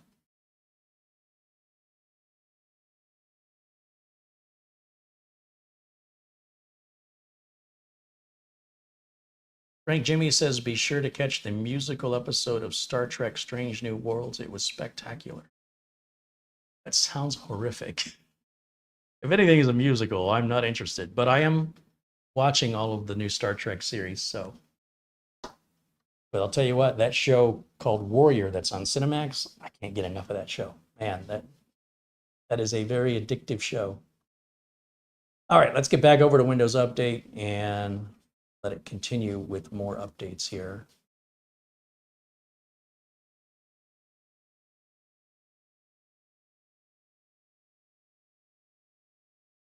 Bear in mind, I have a very slow internet connection, so it's not necessarily the speed of the machine that's taking a long time. I will say some of these updates that I'm downloading today on this machine even take a while on the big streaming computer. Like the big cumulative update can take quite a few minutes to get installed. And since this doesn't have anywhere near the processing power or performance of the streaming computer, it's obviously going to be a little bit slower. But when you're looking at an under $200 price point for something that's, it's temporary to get these updates. Once you get them, you got them. And it's not something you have to sit and stare at. You can leave the computer running overnight, just turn the monitor off and let it do the updates while you sleep. It clearly doesn't need that much time, but it's the most patient thing in the world. It's more than happy to just sit there idling for 8 or 10 hours until you get back up and click the restart now button or whatever. Or you can even tell it to restart automatically after the updates as well during certain hours, like early hours of the morning, whatever you want to set it to. And that way, you're never inconvenienced by updates. Just happen while you're sleeping.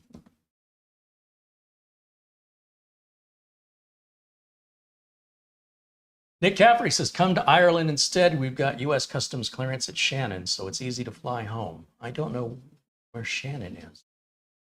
I'd love to go to Ireland. It's definitely Ireland, Scotland, England, Wales. Those are on my bucket list. I do hope to visit there at some point.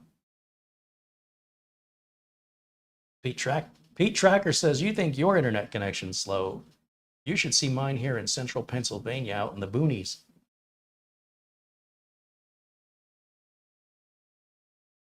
Ty's Juice says, I have the Morefine M8S computer and that update bug did not happen to me. How are you liking the M8S? How long have you had it? Andy says, Shannon is on the west of Ireland. Doesn't help me at all since I don't really know Ireland, but love to visit. I would absolutely love to visit. I know Camera Girl would like to go too. She loves the Irish accents and the Scottish accent. I like the Welsh accents personally. I mean, I like all accents, but something about the Welsh accent tickles my ear. I could listen to somebody speaking in a Welsh accent. They could be reading me the ingredients on a packet of crisps, and I would be mesmerized, paying attention to every word. Don't know why. That's just the way I was made. Are you guys liking the image on the new camera?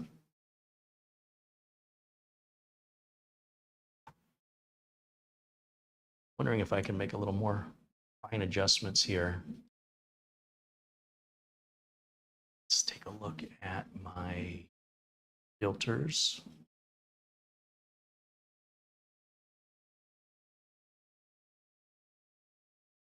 I wonder.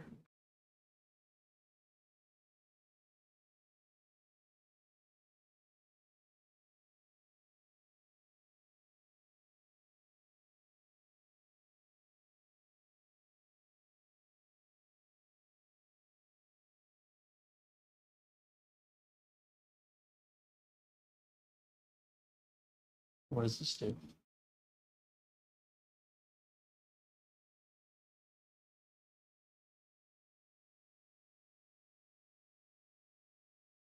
I don't know. Did I make the picture worse?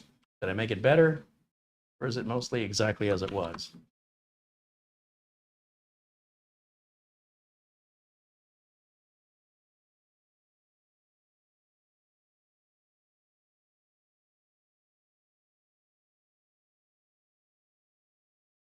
Let's see. It does look like the camera got turned a little bit. Just realized that. I can straighten this back out. I guess when I turned it on, I slightly moved. So I have to go this way or this way. And a little bit. Should be pretty darn close to being level. Yeah, this is that new Sony camera.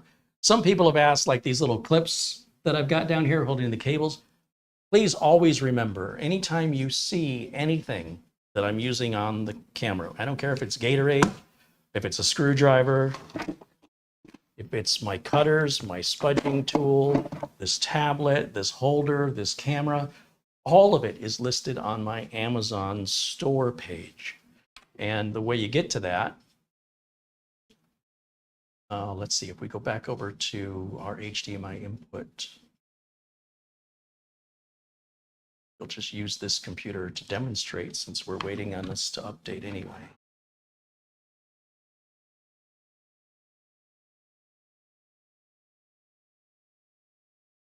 Browser. Now, first of all, in the video notes below my video, there are links for everything that I'm talking about, everything that you see. There are links for it, with few exceptions.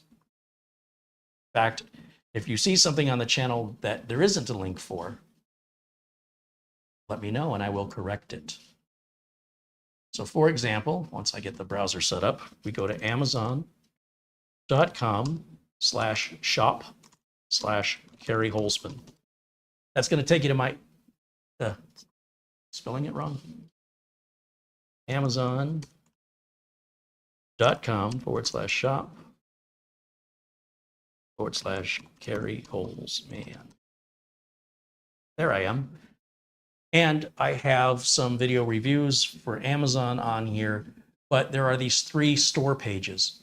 One is Deals Now. This is just stuff that's on sale that I put in this storefront. This storefront is just production equipment I want if somebody wants to provide the channel with something. They don't want to submit cash or a gift card, but would rather send me something for the studio that I need. But this is all really expensive stuff usually. And then here, this first store with over 140 items is called Equipment and Tools That I Use. And if we click on that, there are over 140 items, including the new camera we're using today, as well as these little stick-on cable management holders that I'm using, the HDMI DisplayPort adapters that are used on those little mini PCs. There's also the little start button that I use externally, doorstop, Wi-Fi cards, solid state drives, surge protectors, DisplayPort to HDMI cables, tablets. Yeah. So always be sure and look here first. The air duster, drive toasters, another power button, the clock I use, the plastic razor blades I use, the bowl adapters I use on the tripod, hold the camera steady for me, the keyboard I use, all the different cables I use, the different cameras I use, the capture cards I use, the flashlights I use. It just keeps going and going and going. So this should be your first go-to if you ever want to know where to get that tool. Probably got it from Amazon. And that's why I appreciate Amazon gift cards so much, is I spend a lot of money at Amazon, pretty much sourcing everything from Amazon. And I feel like something's not working right here. I'm going to reboot this one more time because I feel like it should have gone further than that step. Anyway, so while that's rebooting, let me go back over to camera 1 again. And then, of course, if you've looked in the video notes and you've checked out the Amazon page and something isn't there, then by all means, you're welcome to leave a message under the video asking. Don't email me. I've let people know that because of the size of the channel, I get just bombarded with spam and people begging for stuff. Would you give me a computer? Would you do this for me? They don't even introduce themselves. I don't even know who they are. So I just delete them. There's no point in talking to them because anything you say to them, they're going to get upset by. There's nothing you can say to them that will not cause them to be upset. The only right answer is to delete their message. So I have a business to run, and I encourage anybody that wants to conduct business with me, reach out to me privately. So if, for example, you're having a problem with something on the channel, you don't like the way I'm doing something, or you take issue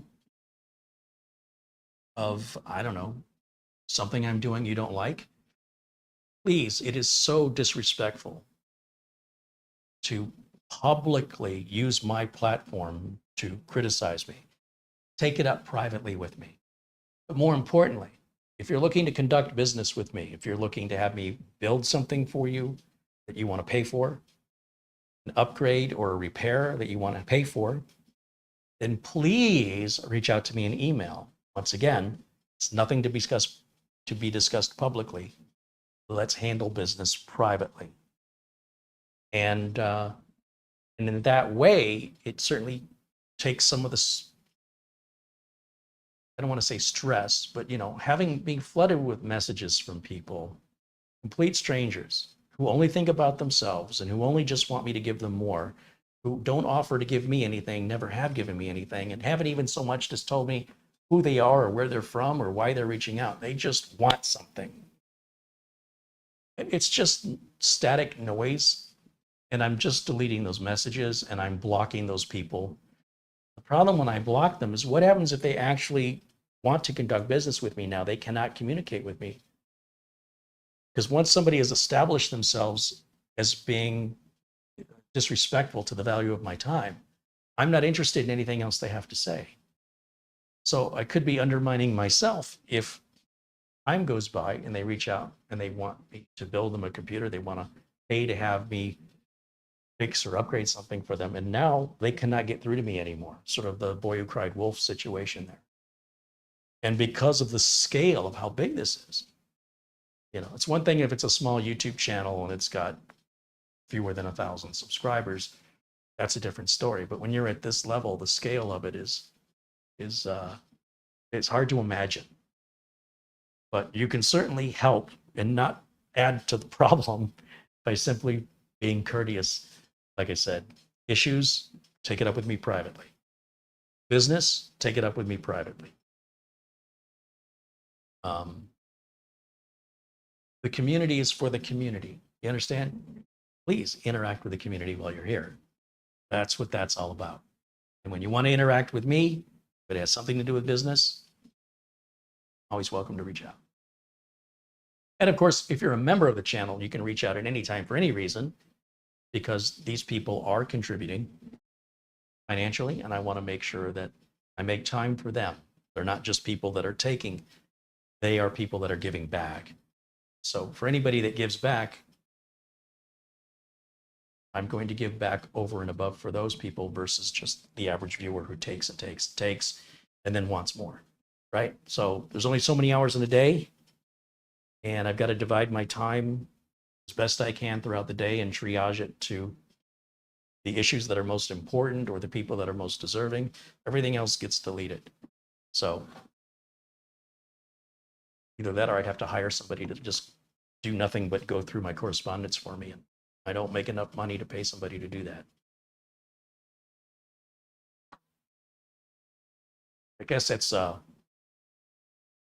growing pains. It's not something I'm real happy I have to do. But people haven't really left me much choice. And the bigger the channel gets, the worse the problem is getting. So just asking you not to pile on. Contact me. Contact me when it's appropriate to do so. And of course, when we're hanging out in chat, let's hang out in chat. Let's see. Let me go back over to the HDMI input and let me screen over here. Let's go to Windows Update.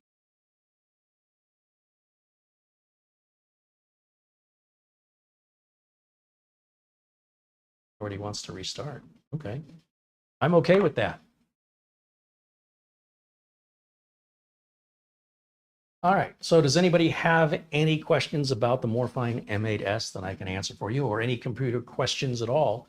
We'll do our best to provide an answer. Again, watch the chat room. Many of our community members here are very experienced with solving computer problems and can provide an answer oftentimes faster than I can, and in many cases more accurately.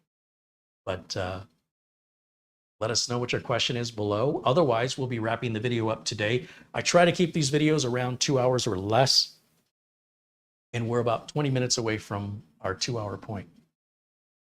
Time flies when you're having fun, right?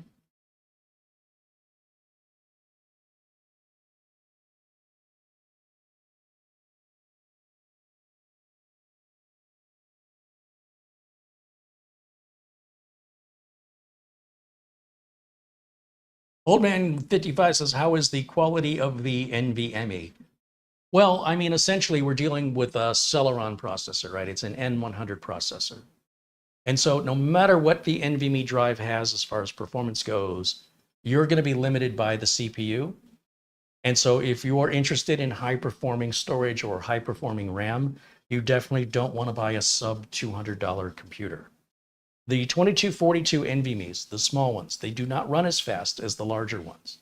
And as a result, even if it could run faster, the CPU will be limited because it's only an N100 CPU. Intel limits its capabilities versus if you buy, a Core i5, Core i7, Core i9.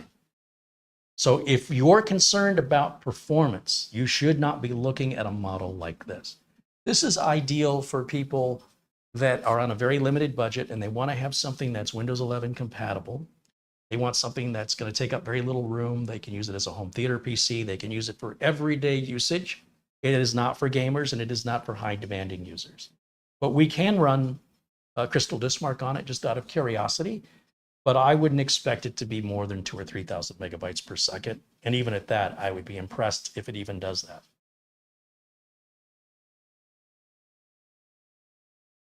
Is it as good as a SATA SSD? There's no such thing anymore as an NVMe drive that runs at SATA speeds. That's never existed. And a SATA SSD, any modern one, is going to run right around 525 to 560 megabytes per second. That's pretty much across the board. What you're talking about is stuff from many years ago. You couldn't buy that equipment today that performs that poorly. It's not on the market anymore.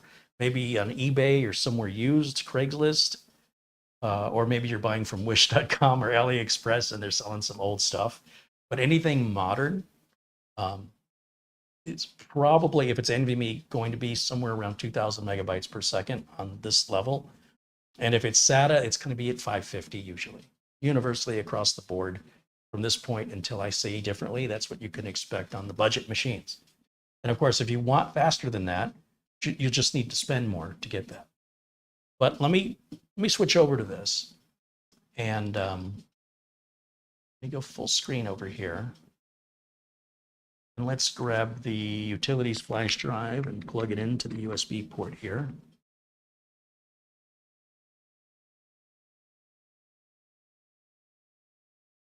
I cannot emphasize enough the limitations of the N100 processor and why it is priced so aggressively low. So if you have expectations where you care about stuff like that, you should not be looking at a budget PC. That's what I'm trying to tell you. These two things don't go together. It's like expecting to get Wagyu beef at McDonald's. You're at the wrong place at the wrong price.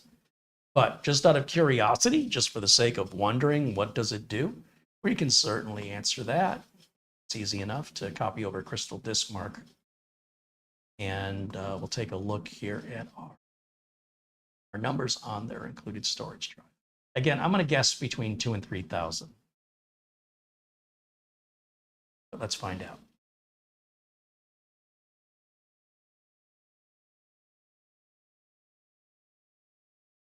Oystein says Amazon has started offering free shipping to Norway. Oh boy, am I going to try it next time I buy something from them. Yeah, they're supposed to be encouraging same-day delivery by opening up twice as many delivery centers. Okay, I was pretty close on my guess at 2,000. We're at 1,603. That's about 3 times faster than SATA. A little less, 2.5 times faster than SATA. But again, it's an N100 processor. So, all things being equal, it's par for the course. Any other questions? Doman 2000 said an N100 should be fast enough for many things. Yeah, well, the key word in that is should. Some people are very, very unreasonable, and they want everything in exchange for nothing. And unreasonable people are always going to be victimized and feel as though they're being ripped off. And to those people, you know, I have nothing to say to them. I think the value for what you're getting for the money here, you'd be hard pressed to find a computer of equal or better capability, performance, using modern parts as the Morefine M8S is doing, for less money. I think you'd be hard pressed to find it. You're going to have to spend more if you want more. Extra cost extra. Starshine said McDonald's in Japan did make a Wagyu burger. I am not surprised. Sarge Tech wants us to look in the BIOS. Yeah, I mean, don't expect much. Remember, as a budget machine, these are not designed for end users to customize a BIOS or to overclock. They're very, yeah, I need to think of an analogy for this because I keep hearing time and time again, people who can't seem to differentiate the value of something versus its capabilities. The price is very much going to dictate what you should be expecting. You should already know what this BIOS is going to look like without me having to show it to you. We've certainly seen enough of these PCs at this price point that we're going to probably have a text-based, non-graphical interface with very limited user options on it because it's a limited machine. And it sells at a very bargain price. But just out of curiosity to look at it, we certainly can do that. Now that's interesting. Notice our write speed is less than half of our read speed. I can't help but wonder if that might be related to heat. Typically, when we see the write numbers are usually going to be slower than the read numbers, but not by half. That's pretty unusual. But what can happen if the drive heats up and it starts to throttle, especially doing a heavy workload like what we're doing here with Crystal Disk Mark, then while it's hot, you know, Crystal Disk Mark really, in my opinion, needs to do the write test after about 90 seconds. It needs to let the drive cool off. So once this test is complete, I'll just do the write test only after. Actually, you know what we'll do? We'll go into the BIOS, and while we're in the BIOS, that'll give the drive time to cool down. And then I'll bring Crystal Disk Mark up and do the write test only and see if those numbers are bigger. If the numbers are bigger, that means it was slowing down due to heat.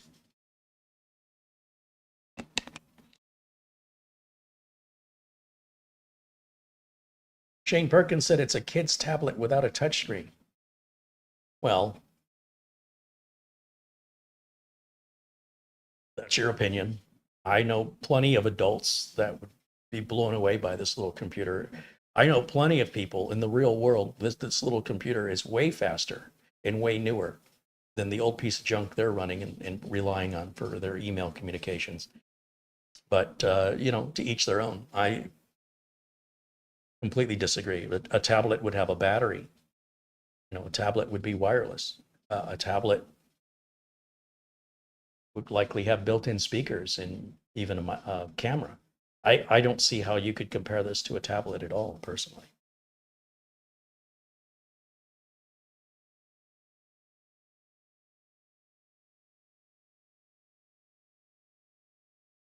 Oh, it's going to sleep. I should really change that. It's bugging me. Go over here to my settings.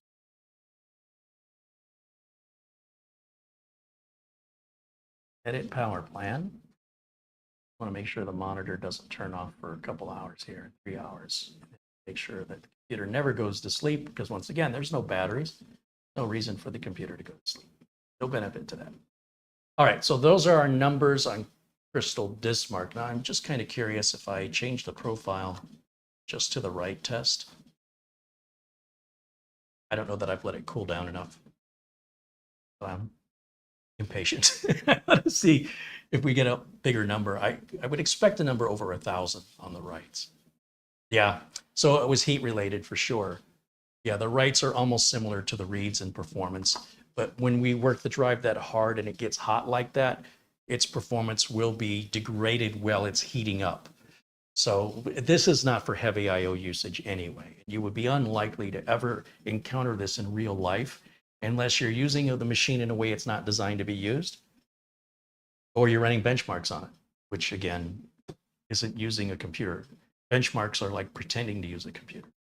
Now let's go into the BIOS. Let's go see what that looks like. We'll go over here to the settings, and then we'll go over to Windows Update, Advanced Options, Recovery, Advanced, there, Restart Now. And then this will bring up a menu to restart the computer into the BIOS instead of trying to figure out which key I have to press and making sure to press it at the right time, which is a hassle.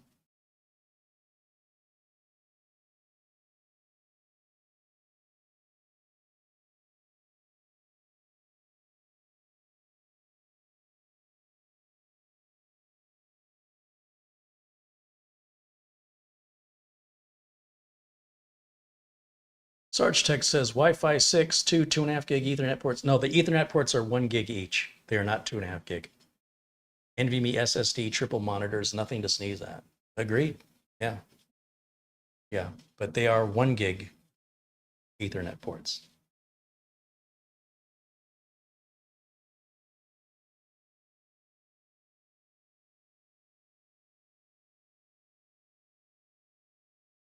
Okay, so when this restarts, it should give us a menu here.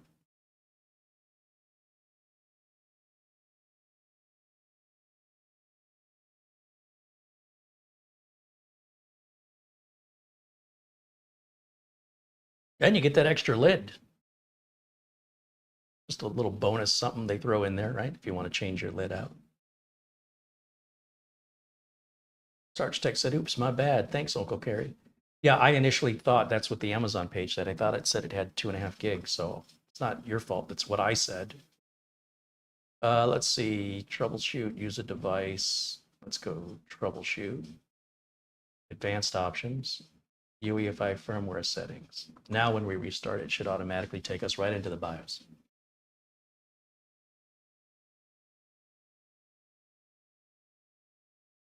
And as I predicted, it's just a basic text-based BIOS here. You're not really going to have any options in here to change. Everything's going to be pretty well locked down.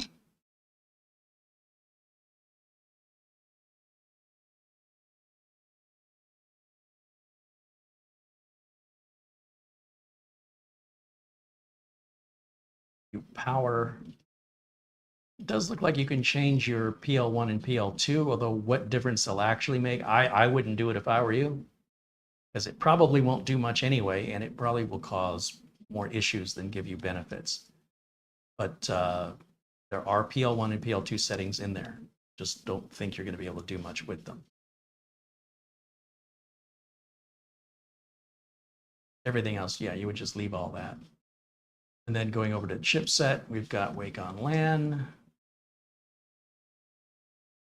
course, all our ports, SATA configuration. Weird that it shows SATA when we don't have any SATA on here. Interesting. And then USB config.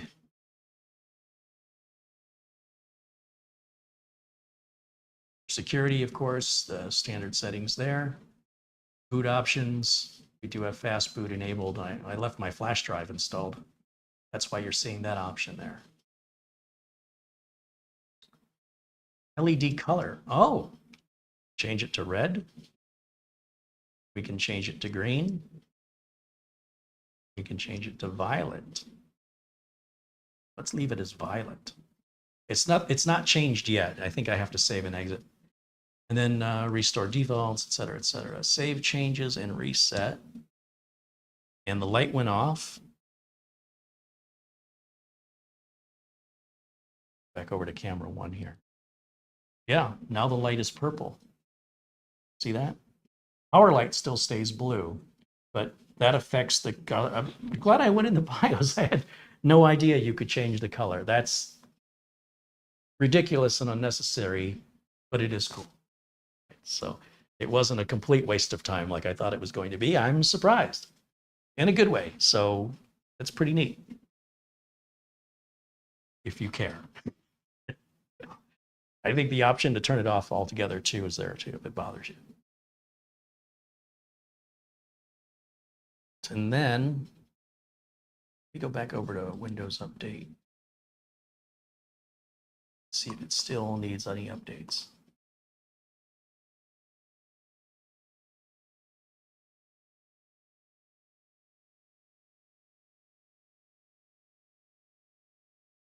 And then I will verify, this is plugged into a 2.5 gig networking port. So let's see what it says our speed is on our connection here.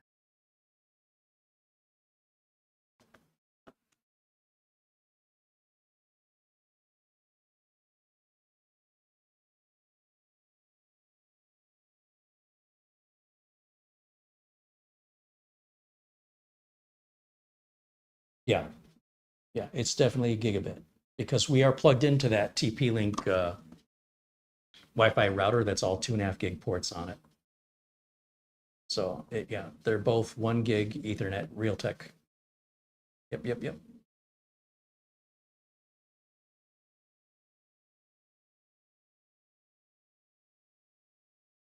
So why this sits there and says downloading and it doesn't seem like it's moving. Complete updates to maintain. All right, and we'll go back over to camera 1 because this is a formality. I'm not too worried about it. It probably needs to sit a few minutes to figure out whatever it's figuring out.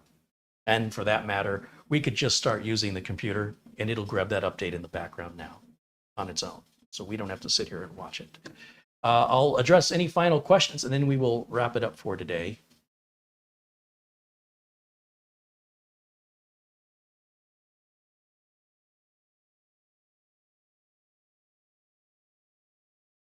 Sarge said, the only thing I really mess with is the boot order.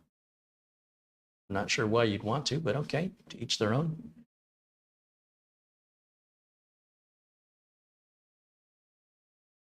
Okay, any other questions?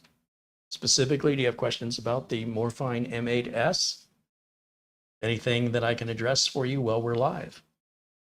Of course, if you're watching the video after it airs live, as a reminder, it's 3 o'clock in the afternoon Pacific time on Thursday, August 3rd, 2023. If you are watching this video after that, after say 4 p.m. Pacific time, and it's not August 3rd anymore, it's another way you can tell that you're watching a replay of a live video. It would be nice if YouTube would put something up in the corner, but you have to look at the bottom below the video. It'll say when it aired. So it's kind of subtle.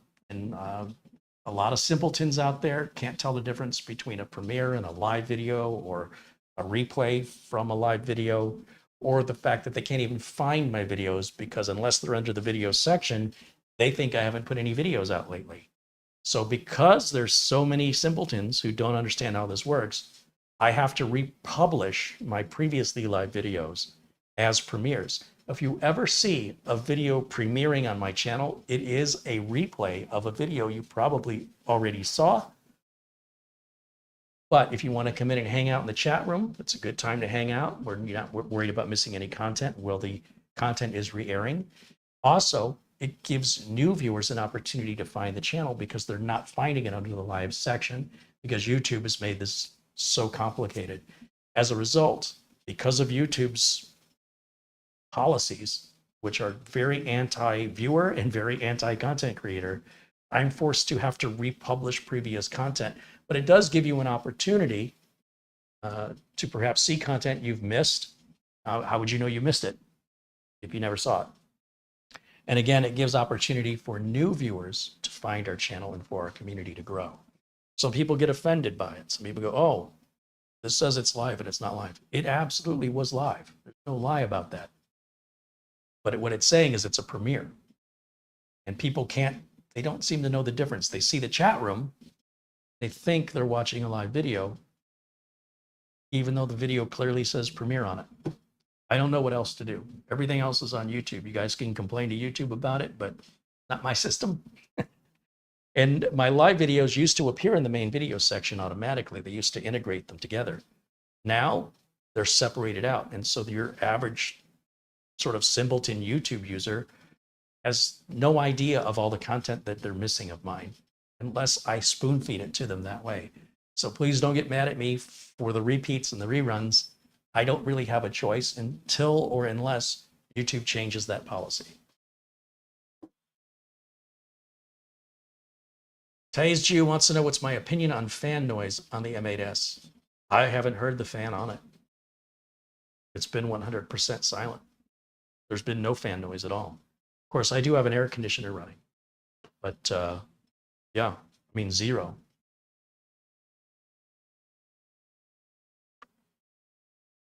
There's definitely a fan running in it. If you get close enough to it, you can hear it, but it's whisper quiet. One of the benefits of having a lower power usage processor that's not a speed demon is it doesn't consume as much power because it's not as powerful of a processor. Just like a faster car eats up more gas mileage. You know, your Toyota Prius is going to give you good gas mileage, but it's not a high-performing car. A high-performing fuel-based car is going to give you really, really bad fuel mileage. Ferraris aren't known for giving you very good gas mileage. This is like a Prius in that sense, that it's a lower power CPU, which is why we can run it off USB-C power here. It also means it won't get as hot, so therefore it doesn't require expensive, aggressive cooling that can also be loud. So in general, when you're looking at these lower priced budget machines, they generally don't have loud fans, generally, because they're not generating enough performance, pulling enough power to create that much heat that has to be staved off by a faster, louder fan. There are exceptions, but that's generally what's accepted. And of course, everybody's hearing is different too. Some people, the fan can be really noisy and intolerable to you, but the person standing right next to you could say, "What are you talking about?" So at the end of the day, when it comes to that sort of thing, the only way you're going to know is to actually get one and see how it works in your environment. You might have an environment that's got a lot of carpet and furniture that absorbs sound, or you might have it in a big empty room where it's going to echo. You might have sensitive hearing, or you might be half deaf. So answering this, how loud is it, it's like asking me how good does that food taste? It's very difficult. I can tell you though, for me in this environment, I don't hear it at all. But when I do bring it up to my ear, I can hear the fan is running. It's that quiet. I have to bring it about 6 inches away before I hear it.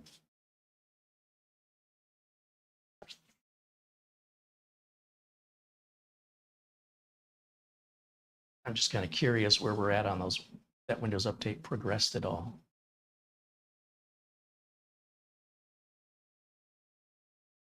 Oh, it's installing. See, you just had to be patient. Some of these Windows updates, it's, again, even on a high-end computer, they can take a while. So once they're done, they're done. You know what I mean? Until the next set of updates comes out next month. Overall, I like this little Morefine computer. I think it's a great value, especially if you take advantage of the deal that's happening at Amazon right now. I don't know how long that deal is going to be good for, but you've got a fully Windows 11 Pro compatible computer under warranty. If you buy from Amazon, you have 30 days to return it for free. No questions asked. You don't even need a reason. And depending on what your needs are, why spend more if you don't have to? Why get something physically larger if you don't have to? Johnny wants to know, is it getting warm or hot? It is getting warm. The lid of this is probably somewhere in the 90-degree range. It's hotter than room temperature, but it's not too hot to touch, but it's hot enough to know it's on. Yeah. Yeah, it definitely gets warm, but it doesn't get, I wouldn't call it hot, but it's definitely warm. Mm-hmm. Sarge Tech said, plus it has a touch of RGB. Sure, if that adds value to you, then so be it.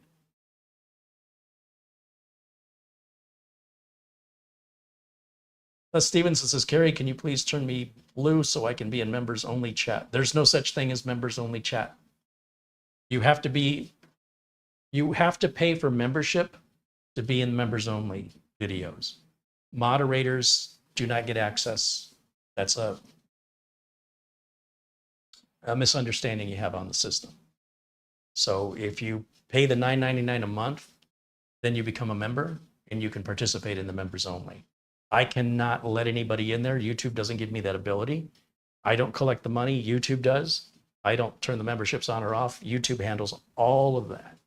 So the only way you can join in on members only is to become a member. My hands are tied.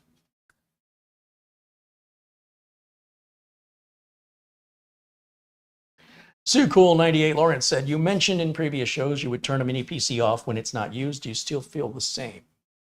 Absolutely, because these are very small boxes. They don't have the best airflow. So for me personally, if I was done with it for the day, I'd go ahead and shut it off. Same with a laptop and a tablet. I wouldn't let my tablet run all the time either. They run well for a number of hours, but they're not designed to be running 24/7. Now, that's not to say you can't do it. I would advise against it because of the restricted airflow. You could potentially leave this on 24/7 if you wanted to. Me personally, I turn mine off.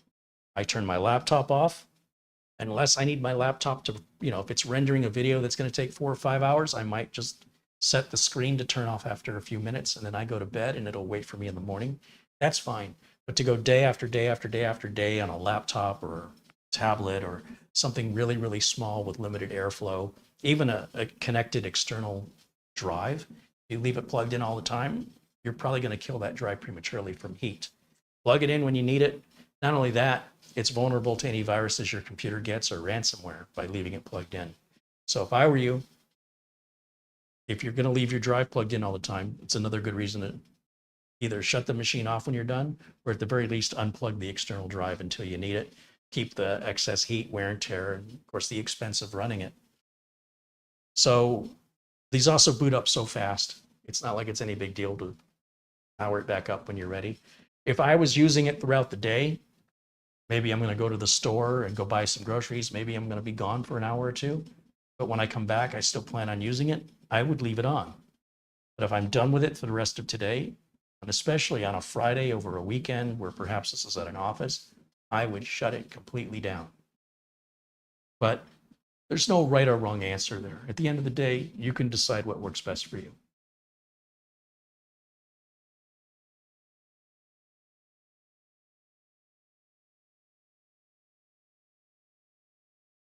And let me just check one more time on how we're doing here on date. Did that finally finish? It's still installing? Yeah, that's a big update. Thank you to Justin at Morefine for sending the unit. If any of you guys buy these, any mini PCs, if you decide to give it a shot, let us know in the comments what your experience was like. As I mentioned, your regular person perspective may be more relatable to the average viewer than some reviewer like me, right? I'm running a business. I've got to keep myself in business. I've got to answer to my customers. And I'm running a business on a scale far greater than any home user will ever experience in their lifetime. I'm dealing with hundreds, if not thousands, of computers in a year's time. The amount of computers that go through my office or go through my hands, whether I'm looking at them remotely or doing it on, it's not just what you see on camera. That makes up fewer than probably 25% of the computers I work on. So everything for me happens on a big, big, big scale. And there's a lot that has to come and go. I don't necessarily just have one machine like this Morefine that I would just be using every day and living with every day. I do have a couple, but I'm not looking to replace them. So as nice as this computer is, it doesn't solve any particular issue I have where I could benefit from using it. But that doesn't mean it has no value to you guys. And I have more mini PCs to review, and I'm more interested in seeing what other alternatives are out there at different price points and different features and ability than just locking in on one and then never moving again or not moving for a very long time. So in my world, everything moves very, very quickly. When you have to live with it every day and it's your hard money that you spent, I'd love to hear what your experience is. And we'd love it if you'd share it with our community, just leaving it, your thoughts in the comments below, good or bad. You know, I think that's very beneficial for the rest of the community. Randy Roblowski says his M9 Morefine runs fast enough for what I use it for. Well, that's the bottom line, right? It doesn't really matter what anybody else thinks. If it's what you like, if it's your budget, it fits your needs, it has nothing to do with anybody else. What anybody else thinks has no impact on your reality. But, you know, sharing your perspective may be beneficial for other viewers who find you more relatable than me, and it may help them make a decision. But at the end of the day, if you're somebody on the fence about it, you gotta buy it and you just gotta experience it. There's really no way anybody can explain to you what it's like to live with. Most people are just completely blown away by how small they are in reality when it's actually in their hands. It's different than what you're seeing on camera. When you plug them in and you use them, they often perform far better than people think they're going to. I can't predict that that's 100% universal, but overall, that's the majority of people, how they react. Are you one of those people? Well, there's only one way to know. You're going to have to take the plunge and find out. And when you do, it'd be great if you shared what your perception was. You know, was it something you'd wish you'd done earlier? Is it something you regret doing, and why? We'd love to hear from you. That's what this community is all about. Again, you know, as Douglas Burchell in the chat room says, it's $170. I had to spend $60 to put gas in the tank of my car last night. So it's incredible that you can get a fully functioning computer with Windows 11 Pro, 16 gigs of RAM, 512 gig of NVMe storage, a power supply, Wi-Fi, Bluetooth, headphone jack, USB ports. You can power up to 3 monitors for under $200, well under $200. Living in good times. Thank you again to everybody who's contributed to today's video, during today's video. Let me shout out a thank you one more time to these generous individuals. Again, a thank you, big, big thank you to our good friend Oystein out there in Norway. Thank you to Alan Lindas for the Amazon gift card and Douglas Burchell for the Zelle, as well as Luke Greenia for the PayPal contribution. I finally got all 6 of the giveaway computers finally went out. I shipped 2 on Monday, 2 on Tuesday, and 2 on Wednesday.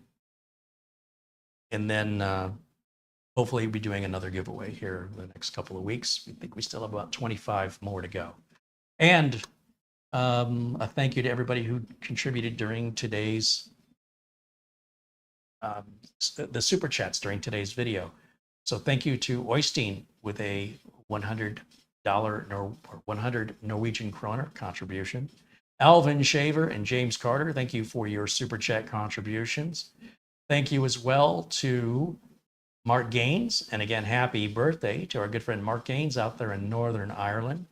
Thank you to Michael Dane for becoming a supporter, a member here.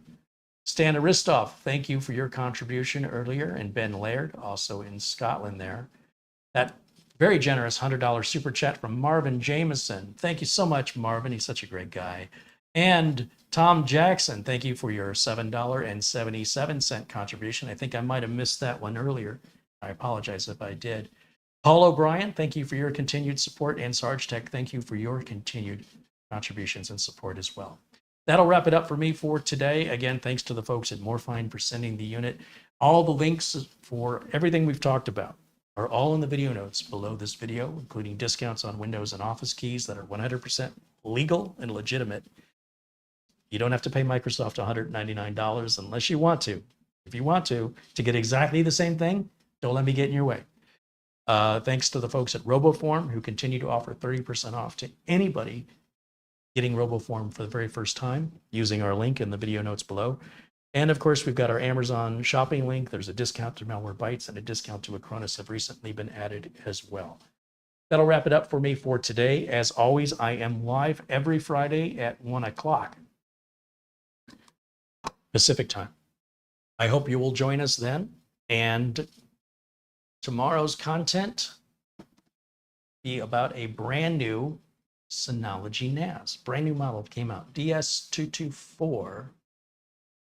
And we're going to do an in-depth deep dive on basically unboxing and setting it up for the very first time. And Synology sent us the unit along with 2 Synology branded hard disks. I mean, I've known Synology's been making their own hard disk drives, but I've never seen them before. So I'm looking forward very much to getting to play with a 2-drive, brand new model NAS, fresh from the factory over at Synology. It's the very first time we're working with Synology. I've done other Synology videos at my own expense. This is the very first time Synology has provided us a unit to review. And I'm hoping, because I love Synology, I'm hoping it's the start of a beautiful relationship. So I hope you'll join us tomorrow, 1 o'clock Pacific time, as we are live every Friday at 1 p.m. Pacific time. And I'll look forward to seeing you in the chat room. I hope I see you all tomorrow. Until then, bye for now.